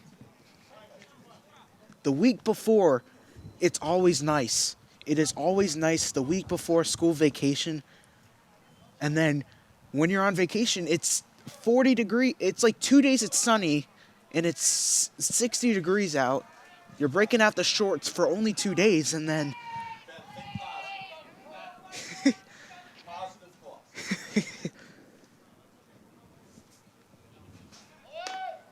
The athletic director is speaking in my ear right now. Oh, and a stolen base from Cruz.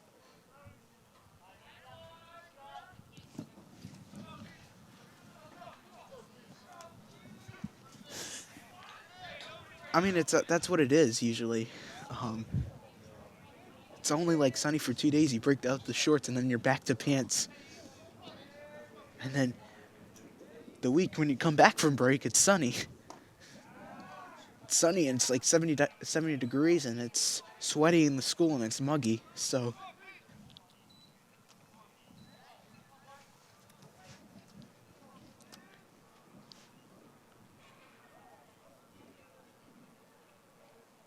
upstairs again, 3-0 now for Almeida.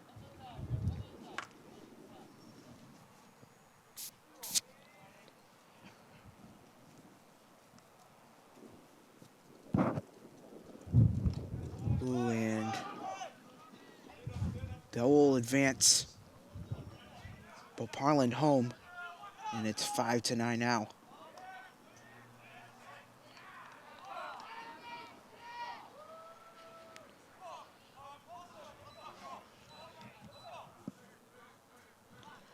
Brings up Tom Quinn. Tom Quinn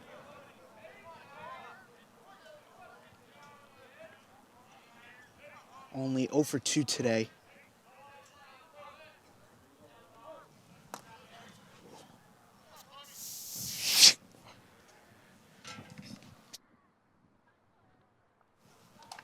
Swung on and missed.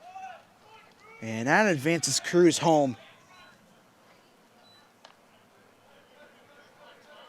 Another mosh pit there for the Indians.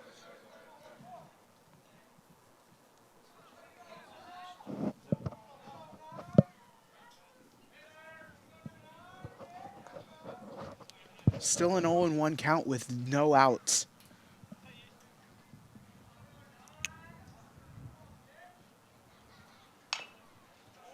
Foul ball again, 0-2.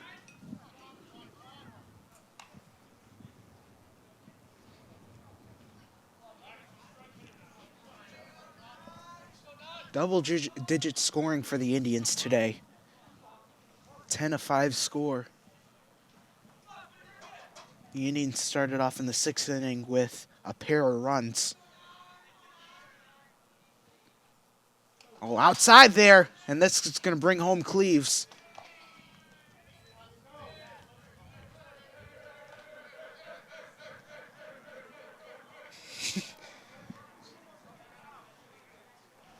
You know what they gotta bring?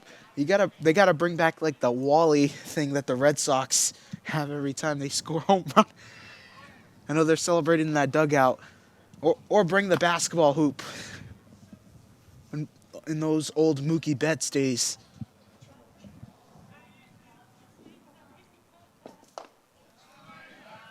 A 11-5 score.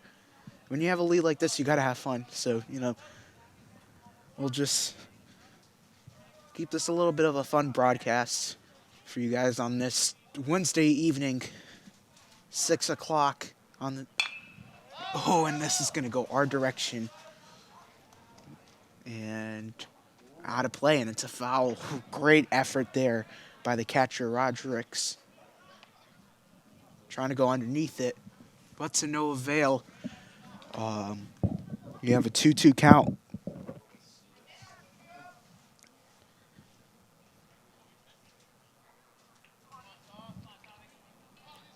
So yesterday too, some of my friends from the media club put together a video of all my best calls, and I had to guess all the calls. So like, I'm not gonna hint some here and there, but I'm not gonna hint some right now. You'll have to see it when it comes on my Twitter.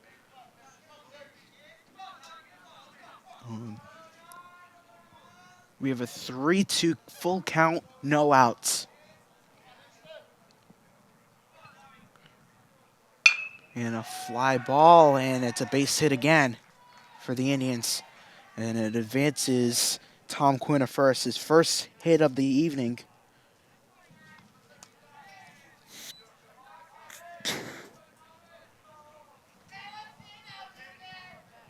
Nunes Medeiros now to bat for Dartmouth.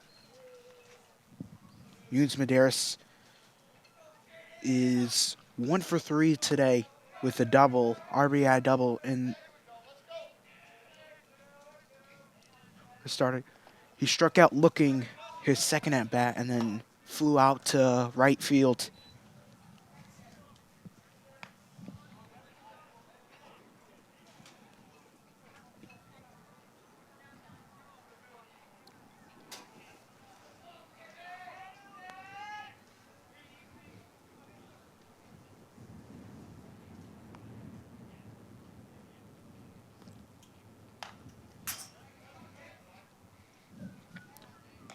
The pitcher, Claudio, is upcoming at bat for the Indians. All the Indians players who've been at bat this inning have scored a run besides Tom Quinn.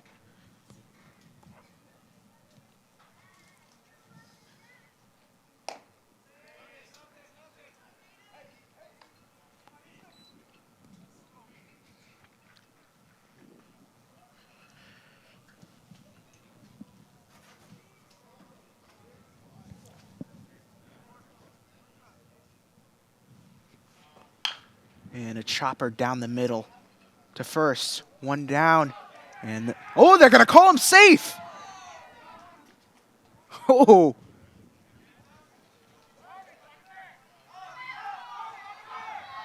He's got to go on the bag. He's safe there. He has to call time. And they will call.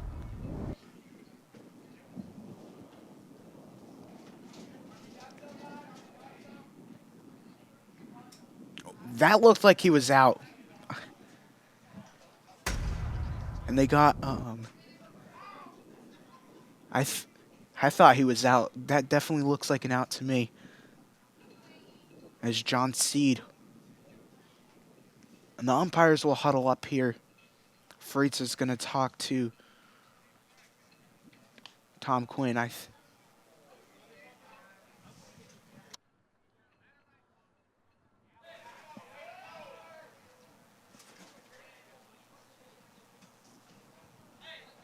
They're going to talk to Seed right now again. I guess he's disagreeing with it. Let's see. We're going to slow it down here. He is out. That is an out.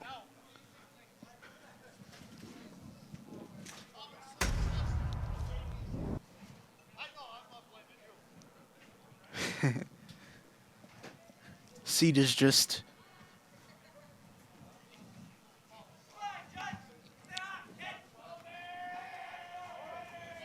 Nunes Medeiros will get a hit. He is 2 for 4 now. Jaden Claudio up to bat.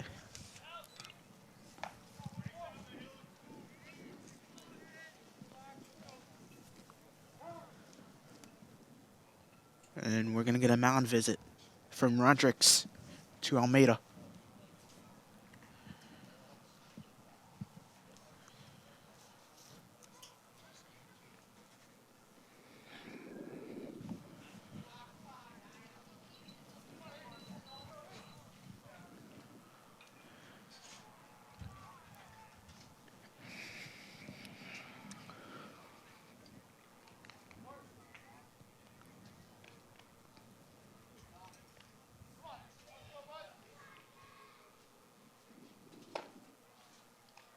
Downstairs for a ball. 2-0 count.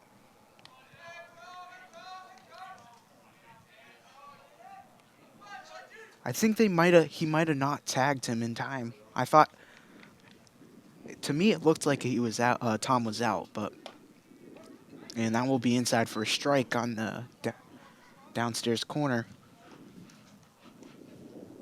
We had a game once.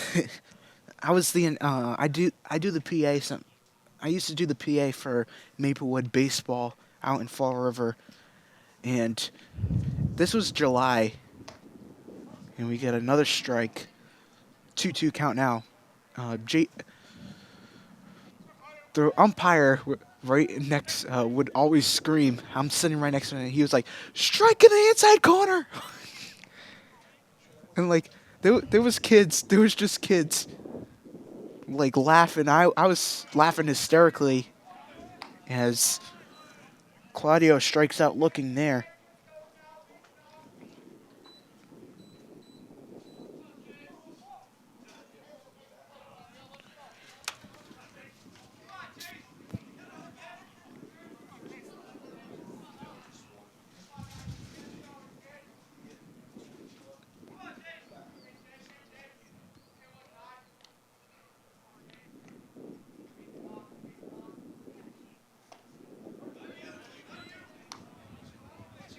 Chase Afonso.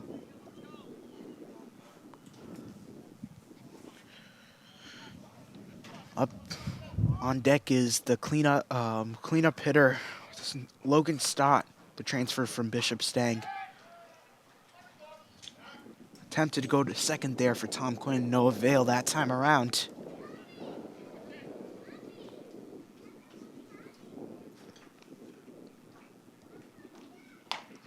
In there for a strike. 0-2 count now.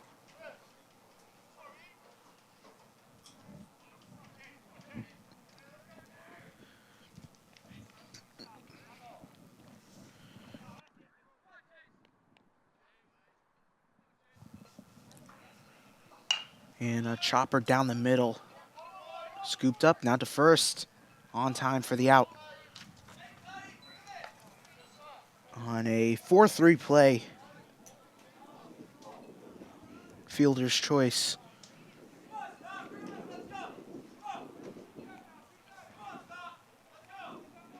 Brings in Logan Stott. He's 3 for 3 actually today for the cleanup hitter.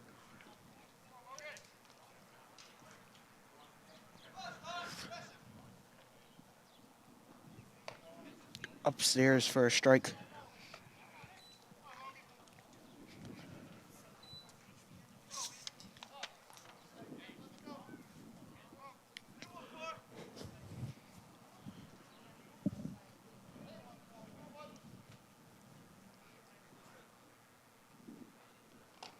Downstairs.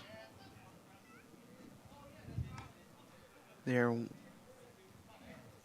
1-0.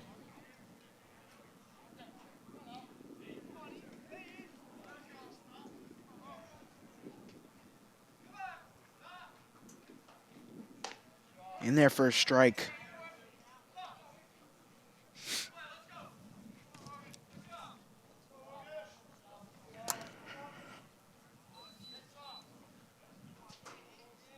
Two balls, one strike. In there for a strike again. 2 balls, 2 strikes, and 2 outs.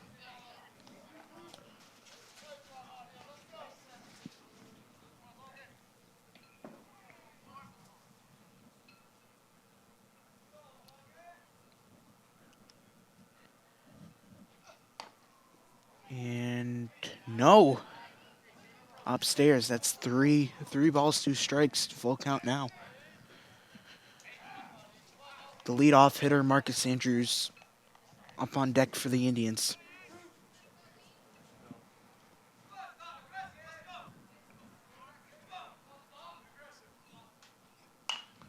Stott will foul off there.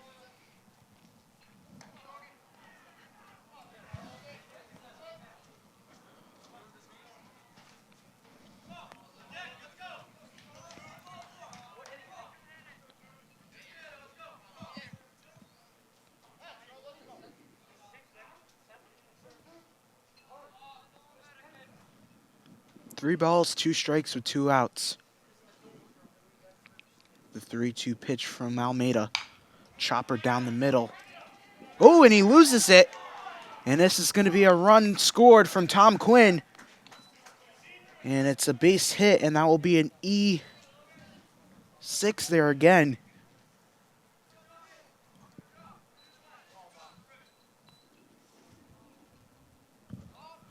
5-12 now.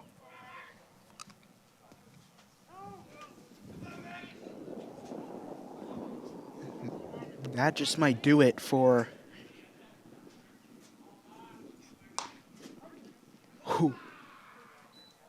Roderick's wanted to go for the pinch there.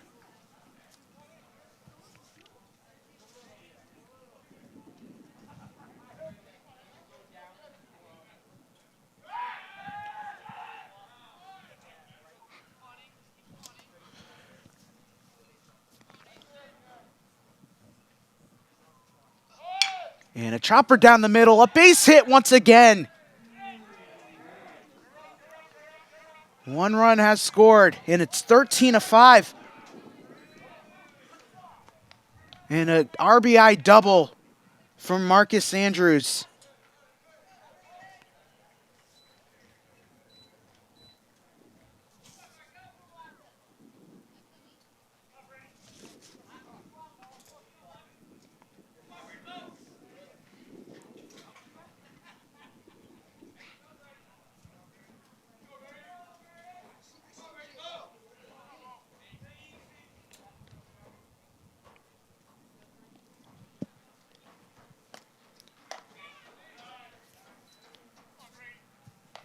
I think the issue that New Bedford will need to focus on for their next game is not causing too much errors.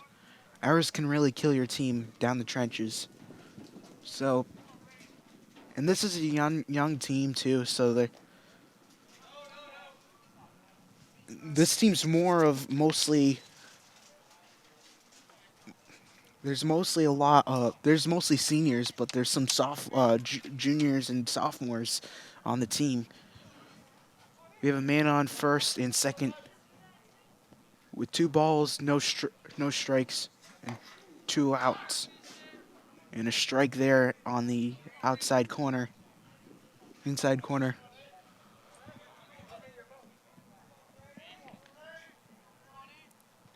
I laugh every time I think of that. Oh.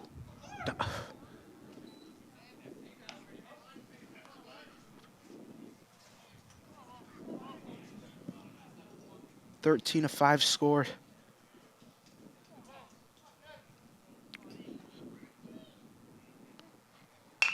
And a chopper down to the left. Now to first. Offline, and a run has scored again. Another run has scored, so it's 15-5. Now, Andrews and Stott. And that's going to be it, as it is Mercy Rule game. 15-5 the final today. With that run, we have reached the end of the game. The final score is Dartmouth 15, New Bedford 5. So, to the Mercy Rule, 15-5 the final score today. The Indians take the victory over their rival, the New Bedford Whalers. The final thoughts on the game. The Indians, really a bounce-back win for them. New Bedford will is just going to have some experience down the line here, so it's going to be a learning process for them, but a great game overall from the stadium, from Paul Walsh Field in New Bedford. A little bit of a chilly one. The Indians go to 2-1 on the year, with New Bedford falling to 1-2. As we have a game tomorrow for girls softball, it is Old Rochester and Dartmouth going face off. I'll be on the call for that one. The first pitch will be at 4 o'clock. Baseball is back at it tomorrow at Midway High School, so they're on the road again for that one. 15-5 your final score for this evening. From our entire crew here, John Sylvia, Dan Medeiros, Jess Gove, Todd Migliacci, Dan Ferguson, Ben Smith on the call for you all, saying so long, everybody. We'll see you all tomorrow.